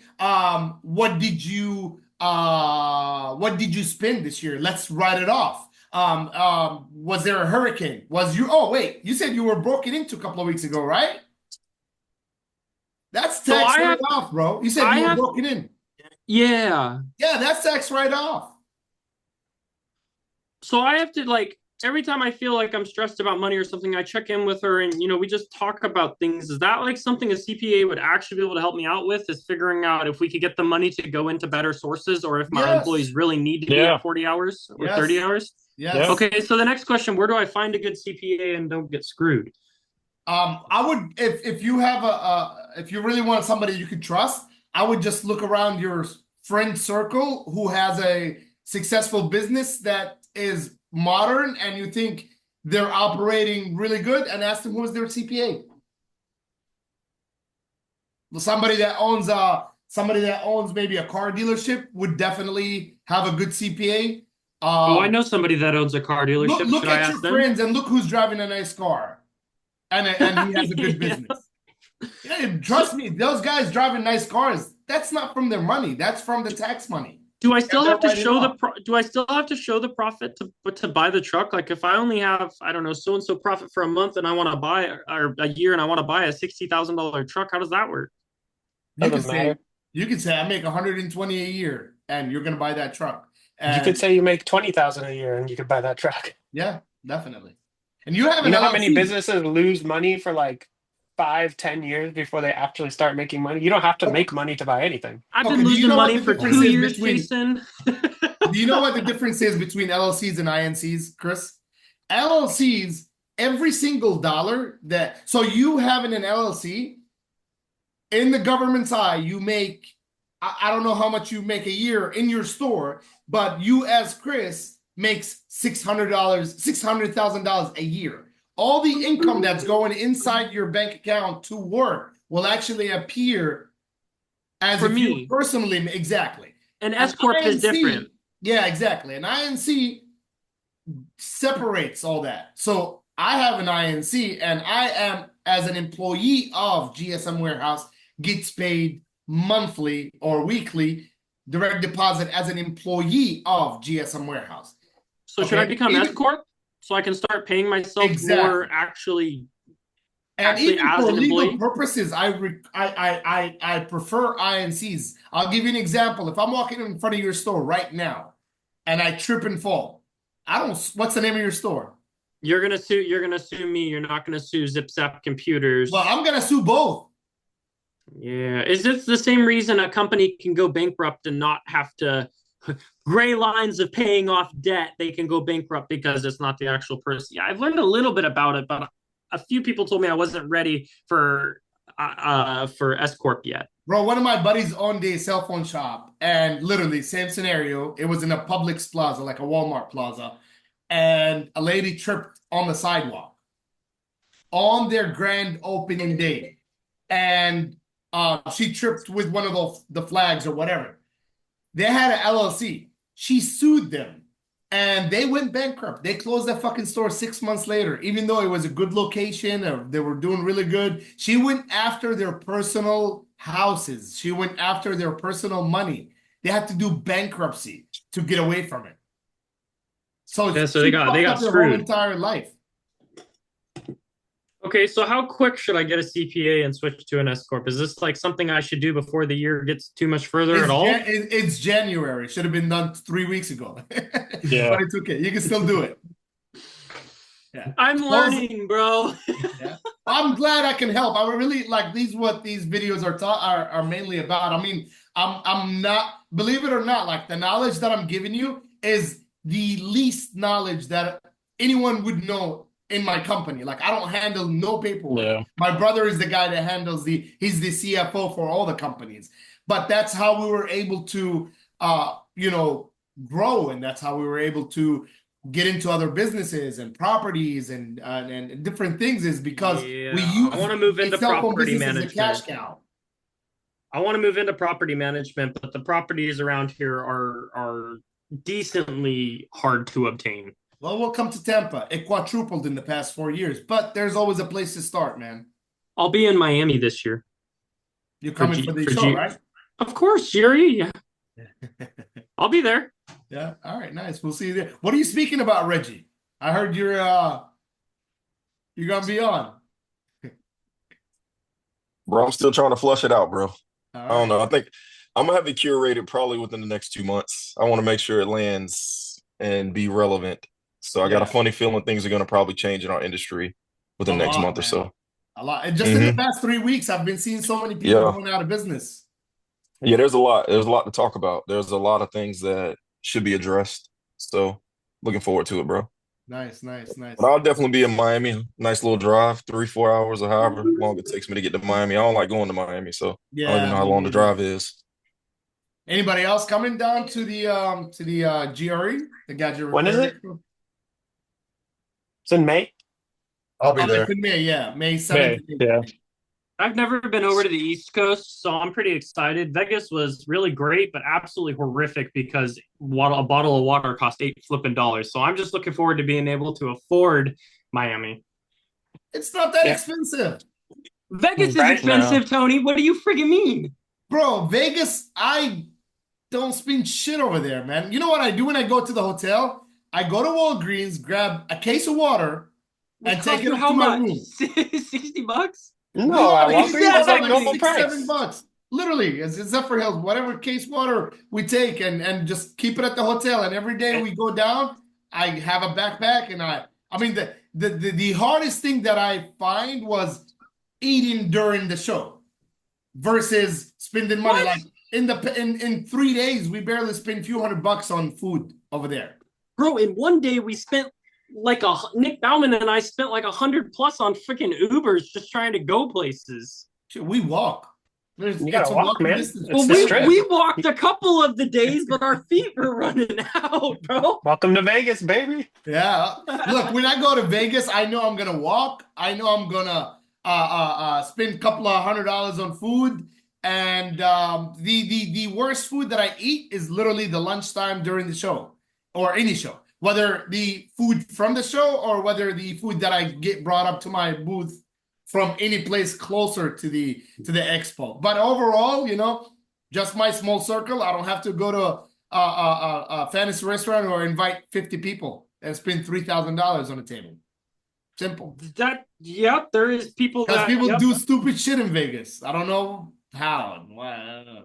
I went my first time in January for the Consumer Electronics Show last year, and then I went to GRE. The first time I went was way too big of a shell shocker for the money that I brought. Yeah. The second time I went, I brought all cash. And all cash was pretty much the best option. I honestly left my credit cards at home and just made sure that I brought all cash. That's my goal, I guess. No, Miami, I don't think it's that expensive. It's No. more of like Tampa prices, I think. Probably just, maybe a couple I'm of so $100. excited. I'm going to take a vacation and go hang out with some of the people that own the phone stores in Florida and see if I can room with anybody. Because I honestly want to stay there for like 2 weeks and go learn from like Chin for like refurbing and go to Chris AD's shop and see how he's doing. Like, I want to meet those guys so bad, but I'm going to have to spend like some time in Florida. I know one back in the days, one of the guys that were in the industry, I can't recall who did it, but they made a road trip to meet a lot of cell phone shop. It would be nice. I wanted to do something like that back in 2017, to like maybe take a road trip because my work is remotely, you know what I mean? I can answer my phones and my warehouse is operating, to like take a drive and just, It would be it would fun, be man. nice. GRE, I met a lot of people, but there's so many people I just haven't gotten to meet. Like I haven't gotten to meet Jason Bain yet. I You're realize not a missing lot out of on the people much. that are successful in this industry are just now starting to show up at these expos, you know. Yeah, which A is lot of really, these really people that are cool. successful, they think that they don't need the expos, but they wake up one day and realize that they're living back in beepers and phone days, and they're like, hey, what the fuck am I doing wrong? I have a 25-year-old competitor across the street, and now he's using TikTok and he's going viral, and he's on Instagram and OfferUp and Facebook Marketplace, but he was running his own business with, you know, an old school mentality with tin cases stacked up on the wall per model per color, and now they're actually coming into these expos realizing that that old school way doesn't work anymore. Tony, can you Thoughts on explain short something? form content? Do any of you guys do short form content? Short what? TikTok, like the short videos. You guys do? Well, I know you do short videos. No, for What's my your stores, yes. guys' tips and tricks? Because when I do them, I swear I take 5 hours to edit a video for 5 minutes that only reaches like 10K people, and Get I an honestly gave 18-year-old up last year. employee, man. That's all you got to do. Now I was considering hiring some girl just to be my front person and to take TikToks. Yeah. Was considering it, bro. It's a There's so many natural for shops. them. It's a natural. What was your question, Reggie? Last call, I didn't get a chance to ask. You said you have your team post on OfferUp, Marketplace. What was Facebook the third Marketplace. thing? Yeah, that. 3 times a What do day, you he said. what do you have them post? That's what I wanted to ask. What are they posting? It's Tony. Actually, so look at Phones. this. Okay, look at this. So this is a group that has all the employees in it. So in the morning, like the manager messaged them, good morning, we need ads, cleaning, organizing, make sure open sign is on, all phones must be in the showcase, whatever that list I had the other day.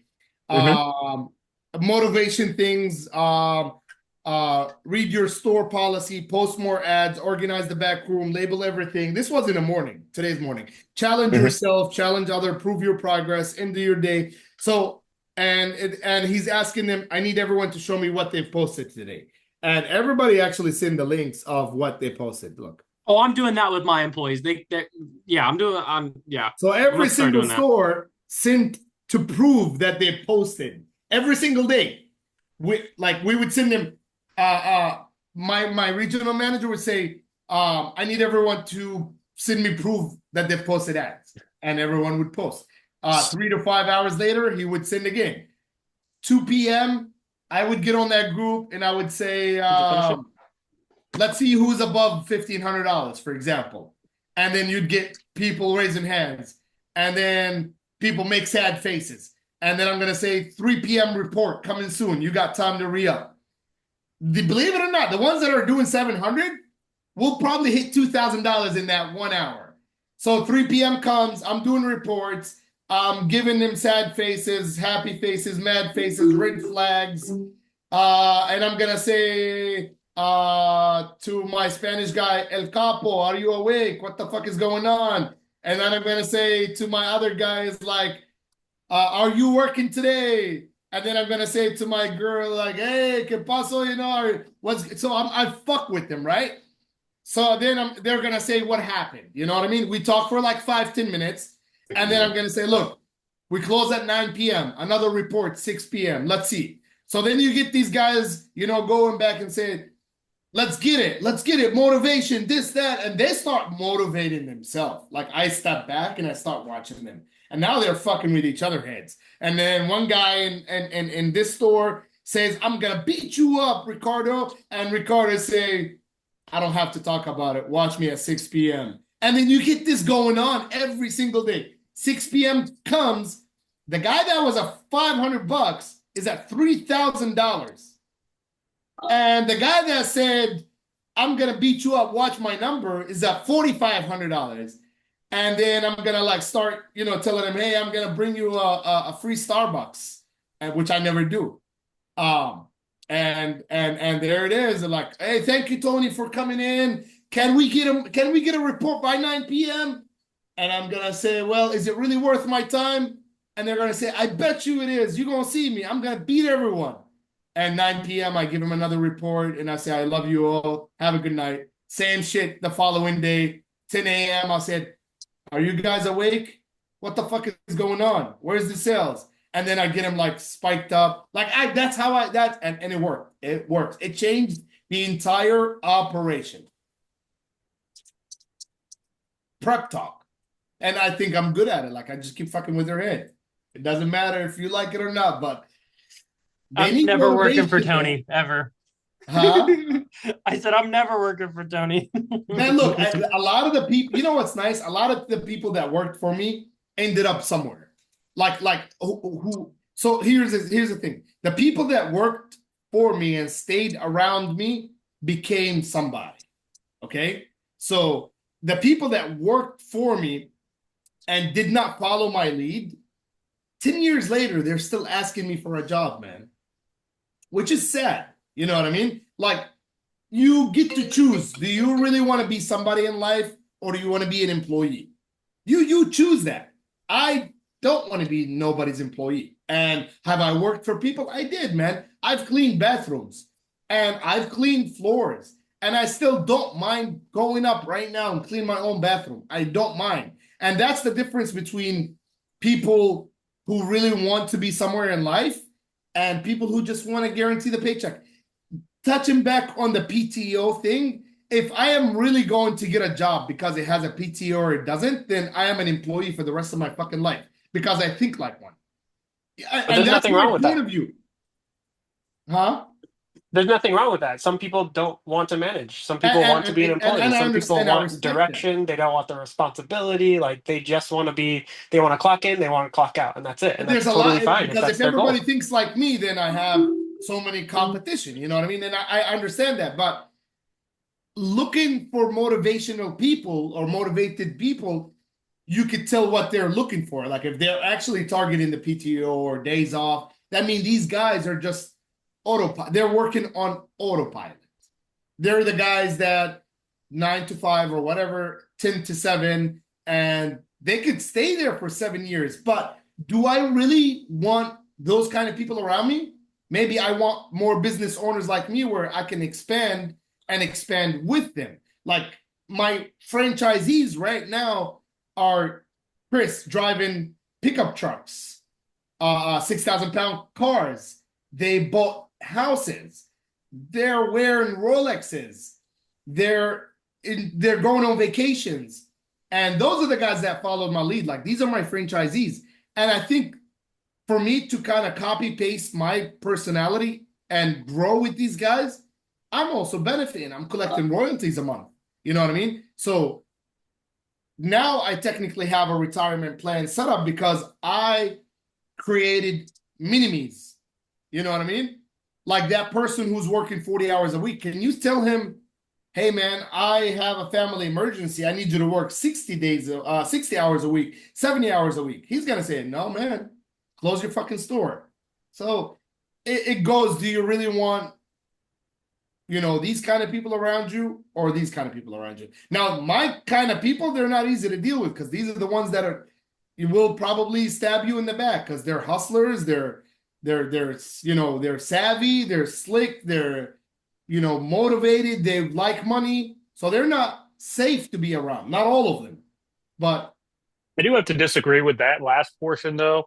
I mean, if you take care of your employees, like truly take care of your employees, and they're okay with being employees, then you could find some really, some people that are willing to hustle, yeah, like willing to hustle. And, retention is good, but it's only good if you're retaining the right people for the business. And so like when we talk about, or at least when I talk about, being able to offer things like, PTO or a 401k match, or, heck, even doing something as small as celebrating their birthday with them and letting them take their birthday off that I'm going to pay for, like things like that. And for us, at least, it goes a long way. I mean, I have employees that have been with me for 5, 6 years, and I even have some that have been with us for like 14 years that have moved over to to another company or sister company. And if I were to walk out right now and say, hey guys, we're open tomorrow. I've got, I only have a spot for one person who can do it. People are going to raise their hands because we take care of them. Let me ask you a question. Did you think any employee would give you up or switch you up for a raise, a $5 raise, a $3 raise? Nope. Why? Because I pay them pretty well. Yeah. Or maybe you treat them better too, possibly. Well, treat them better and pay them well. Or as good as we're able to. I haven't, maybe it's just my experience. I have not got that. Maybe, well, I know that. Maybe the I know that you had the city mentioned that before. I live in and the type of field that we're in. I don't know. I mean, or it could also be the hiring process. Maybe you're not finding the right people or vetting them correctly through an effective hiring process. I don't know. I don't know the type of people you have. I don't know what your retention city, is. Population? So in one of our cities, it's a military town. It's like 70,000. I have another one that's about 200,000. So big cities. I mean, yeah. Okay. Maybe. I mean, I could be doing something wrong. I don't know. The people that I was able to let them grow with me are the people that actually ended up franchising and having their own stores. I've never came across somebody, even though I personally deal with them on a very, like, a lot of the employees like my personality. I didn't never disrespect anybody. I'm very humble, very, energetic when I go to them. I never had anybody that will stay with me, even if they got an offer for $2-3 higher. They would leave. Never had that person say, hey man, I got approached by another guy. I don't want to leave. I like you guys, or I like staying here. It's kind of like always, I don't know if it's a Tampa thing. I always feel like it's a Tampa thing. I don't know. Maybe Reggie can confirm that. Tampa is pretty crooked, so I don't know if Tampa is crazy, man. So I think it is a Tampa thing. That's why Reggie's in Ocala, and he's a nice guy.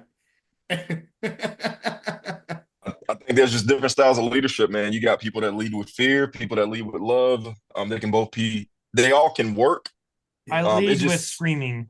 Certain things are gonna bring about certain level of loyalty. I'm a combination of both, man. I'm intense when I need to be, and I'm super nurturing and caring like a family member that'll counsel you when you're going through shit. So I don't know, man. We don't have too much of an issue with turnover or loyalty, man. We're blessed. We've been blessed since we've opened, and I mean that's kind of how I feel. I think part of that issue is probably managing it hands off. I think that's got to do. That's it. Yeah, that's tough. Well, you lose. I believe that you lose thing and you lose touch when you grow. So I think connection. That's part of it. That's a huge part of it for you guys. You guys can't connect like I can. Like I'm working side by side.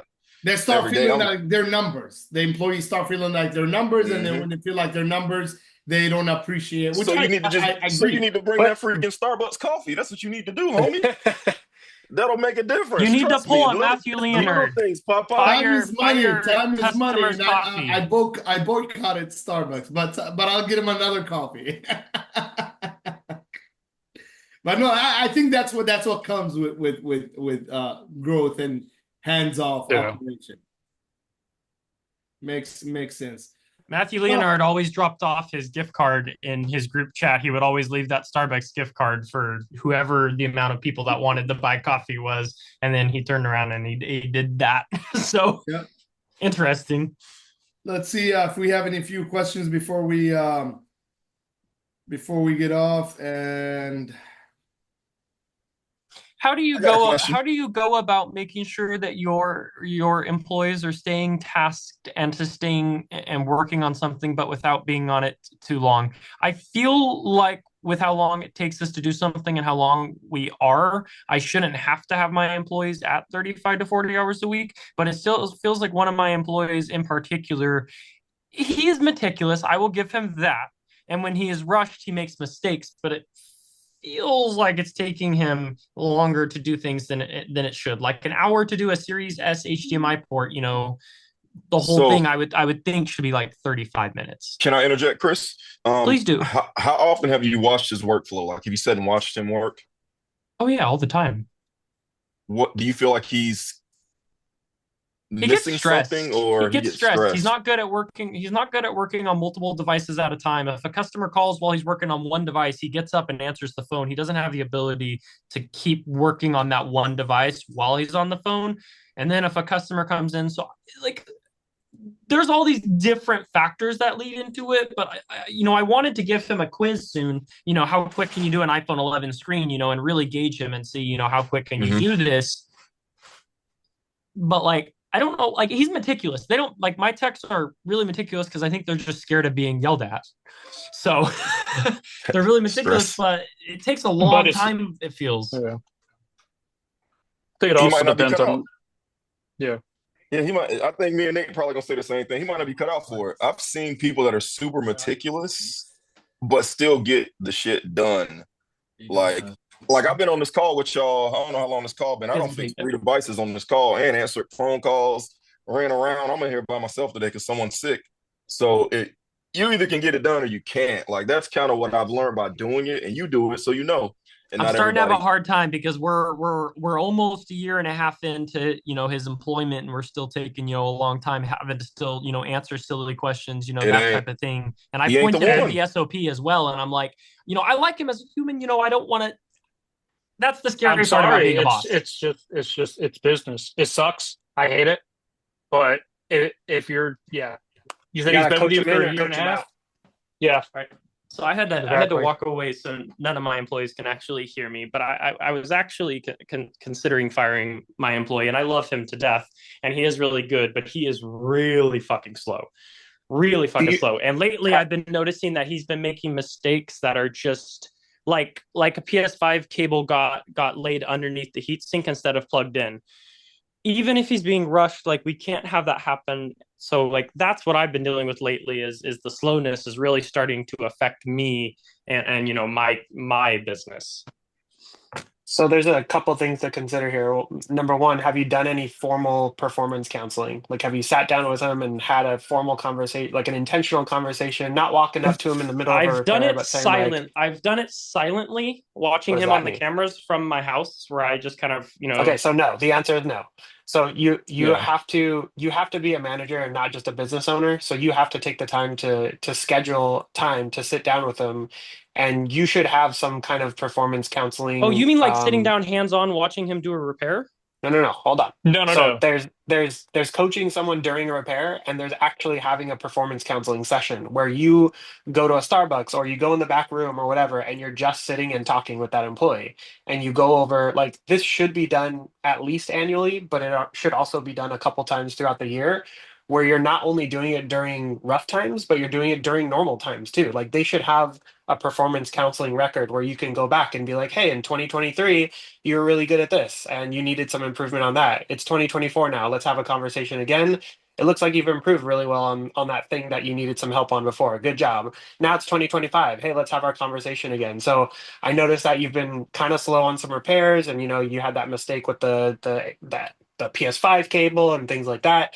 These are some of the things that really can't happen. How can I support you, or how can I help you to make sure that you can get work done a little bit more efficiently? Would it help if I sat down with you on some of these repairs and kind of just reviewed the process with you again?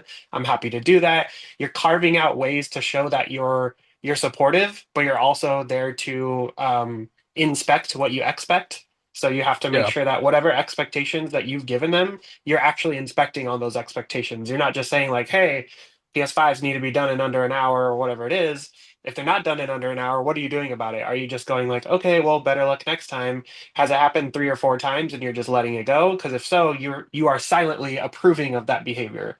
So you need to have a specific intentional conversation where you're sitting down with that person and you have a form that you go over with every employee. So it doesn't feel like you're singling this person out, but you're going over all the steps that make an employee successful at ZipZap Computers. And it's from A to Z. It's all the things. Do they show up on time? Are they greeting customers properly? Are they offering all the accessories and added solutions that you have for customers? You go over everything. It takes 30 minutes. 30, 45 minutes, but you actually have that intentional conversation. Now you also have a paper trail. So if it ever comes time to Right. time to let somebody go, you say, "Hey, Joe, we talked about this 6 months ago. We talked about it 12 months ago. Like there's been a lot of conversations about this. And I really just don't see any improvement. Unfortunately, we have to move a little bit faster. We have to get swift in our operations here, and it's just not working out. We've tried a couple things. I sat down with you that one time that you asked me. We went over the process a couple times. So you're giving the person multiple opportunities to improve. And if they're still not improving, then at least you have a paper trail for getting rid of them.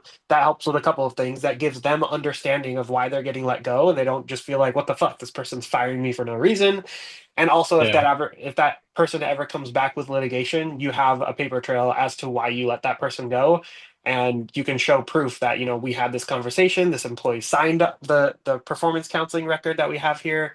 So it's the stuff that nobody likes to do because we're so bogged down in repairs and we're so bogged down in driving Yeah. traffic to the store and all that stuff. But like this is the super, super important stuff that keeps employees around or coaches bad employees out without you having to be like, Yeah. fuck it, I'm firing this person. Then you have to start from the ground up again, going through interview processes and trying to find people. If you kind of know that someone's getting coached out, you should already have a job rec out for somebody else. You should be ready to hire that person, or you should probably have already hired that person and have them shadowing. If you know that this other person just really isn't going to make it, you'll have some overlap for a month or so while you get that person up to speed. And then you just let that person know, like, hey, we've tried a bunch of different things. I've tried to help as much as I can. This just doesn't seem like a right fit for you. It's nothing personal. We've gone over all the information. You have all the data there to support your decision. And it's really about the business and not about you being an asshole or whatever. But some people are Yeah. way more straightforward to the point. They'll just say, like, hey, I'm not going to waste any time. If I don't like this person, I'm getting them out and we'll start training another person. So a couple things, Yeah. Jason. When we have a few moments after the call, maybe if you could share your document and give me an idea of how I could create my own document to do that, that would be great. My second thing is I'm very hands-on with him. I taught him how to do HDMI ports. He can almost do iPads and everything like that. To me, it's really hard to teach a tech from the ground up how to solder, how to do iPhones and iPads. And it, like, I don't know. And maybe I'm thinking the wrong way. This is why I'm asking a bunch of business owners. But, a year and a half later, I would also expect, I've taught you how to do all these things. You should be, fast right now, not making mistakes. But at the same time, just like what Nathan said, he might just not be capable of going fast without making a mistake. People in this industry can do an iPhone 11 in 7 minutes. It takes him 40, 45 minutes, which is why we quote 45 minutes to an hour on phone repairs. But I don't know if that's something you can teach or train out of someone. I can work. But you're I could be on the also phone and work on 6 computers at one moment while taking off an iPad screen, and then switch over, do updates. That's just how my mind works. But his mind is a one track. It has to be on this thing, and if it's not on this thing, then that thing gets forgotten about. And there's been multiple things. Forgetting to call customers, all little things. It's not he's a bad employee, but it's starting to affect. It's really starting to affect things, and I'm starting to notice it, which is why I lowered the hours in January. Was I was like, hey, I'd like to, lower the hours a week, just to keep the store more flowing freely. And that was my nice way of saying, hey, I don't want to pay you for a full 40 hours. Well, see, you're Also, just dragging it out. You're making it last way longer than it needs to because this is what a lot of people do. They're too afraid to have those intentional conversations, or they just don't want to do it because it's hard to have those conversations, and so they avoid it at all costs. So instead, But they Chris, lower hours. They give less opportunities what to you that laughing person. about, If you but really Reggie? want What are Chris, somebody you to laughing steal, about? no, and you here's the and you thing. Here's the thing, right? also Here, I don't mean to cut you up. Sorry. You say you motivate by yelling, right?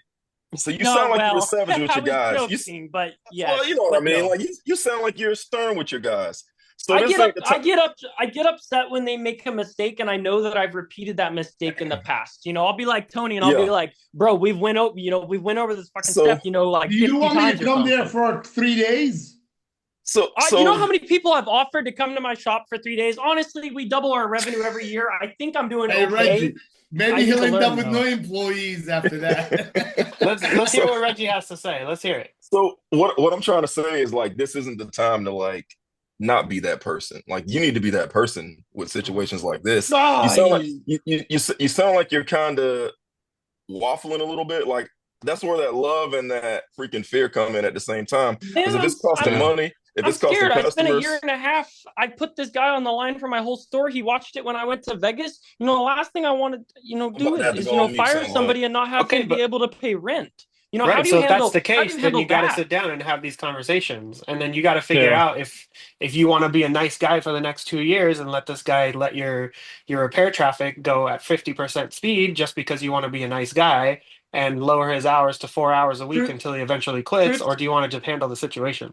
truthfully, I honestly think with my buddy that lives with me and works with me, which is a whole other situation, I truthfully think that him and I could probably handle this whole shop up until we reached up to 40 grand. And we're at 30 right now, but that's mostly because we run fucking slow and we're busy, but we run fucking slow.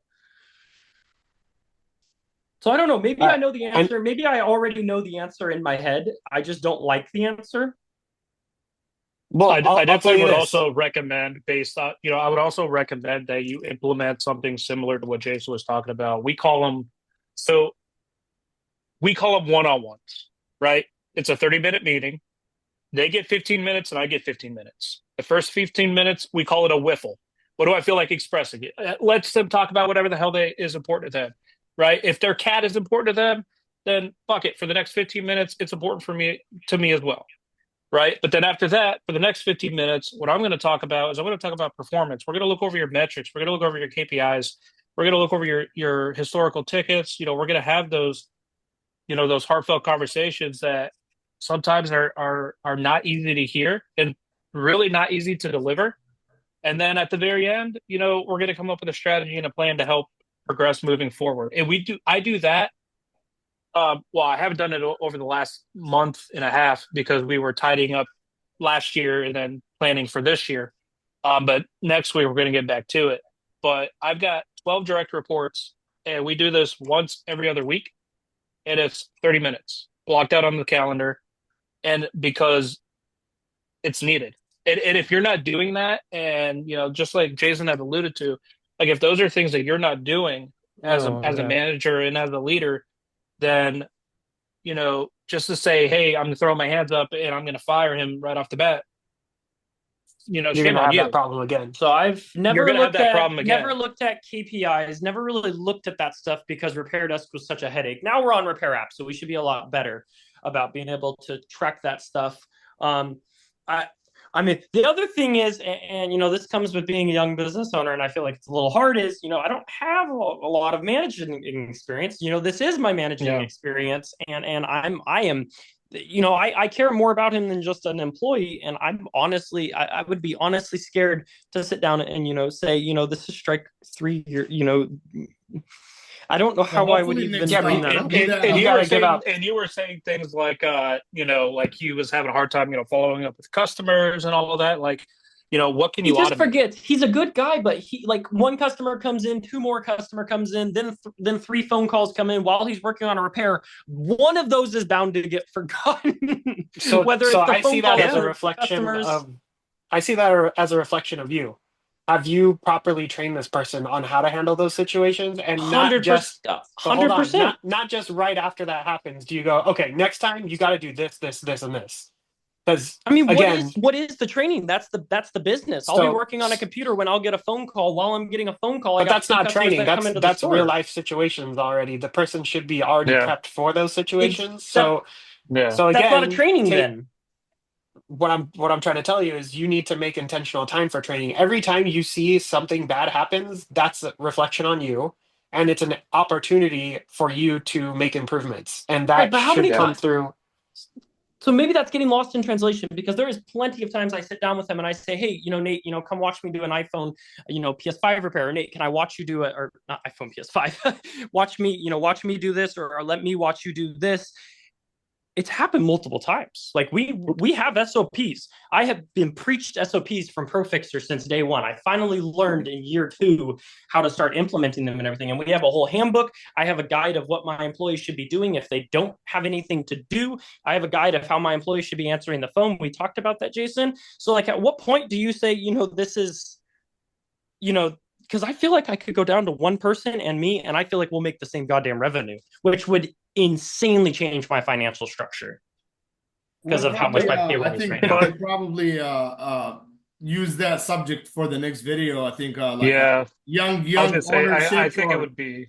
new ownerships or something like that. I think we should. I'll look into it, Chris. I'll get some bullet points that you gotta follow from from A to Z. Uh, It's Probably someone hard. I else just who don't know how I'm knows more supposed to about bring up that financially. conversation. Well, you got to understand there's more to it to be a business owner. There's management, there's employees, there's financials, which we spoke about financials earlier with the CPA and stuff. But my biggest belief is if you don't know, I live by this motto. If you don't know, hire someone that knows. So let your money get you the right employee, let your money get the right CPA, let your money get the right mentor. And I think by doing that, I think what's going on with you is you're trying to do everything yourself and you've never been in this experience before, so you're going backwards and it's affecting you. You probably have a good business, good employees, but your approach is incorrect, not because you don't know how to do not because you're doing it wrong, is because you never knew what to do in Yeah. these situations. So let's use that for next subject. I think next video. Anyone else want to say one last thing before we go, and we can use that. All right. So we'll see you guys next Friday. Now I feel like how Josh Moulton shut off the videos on me every time.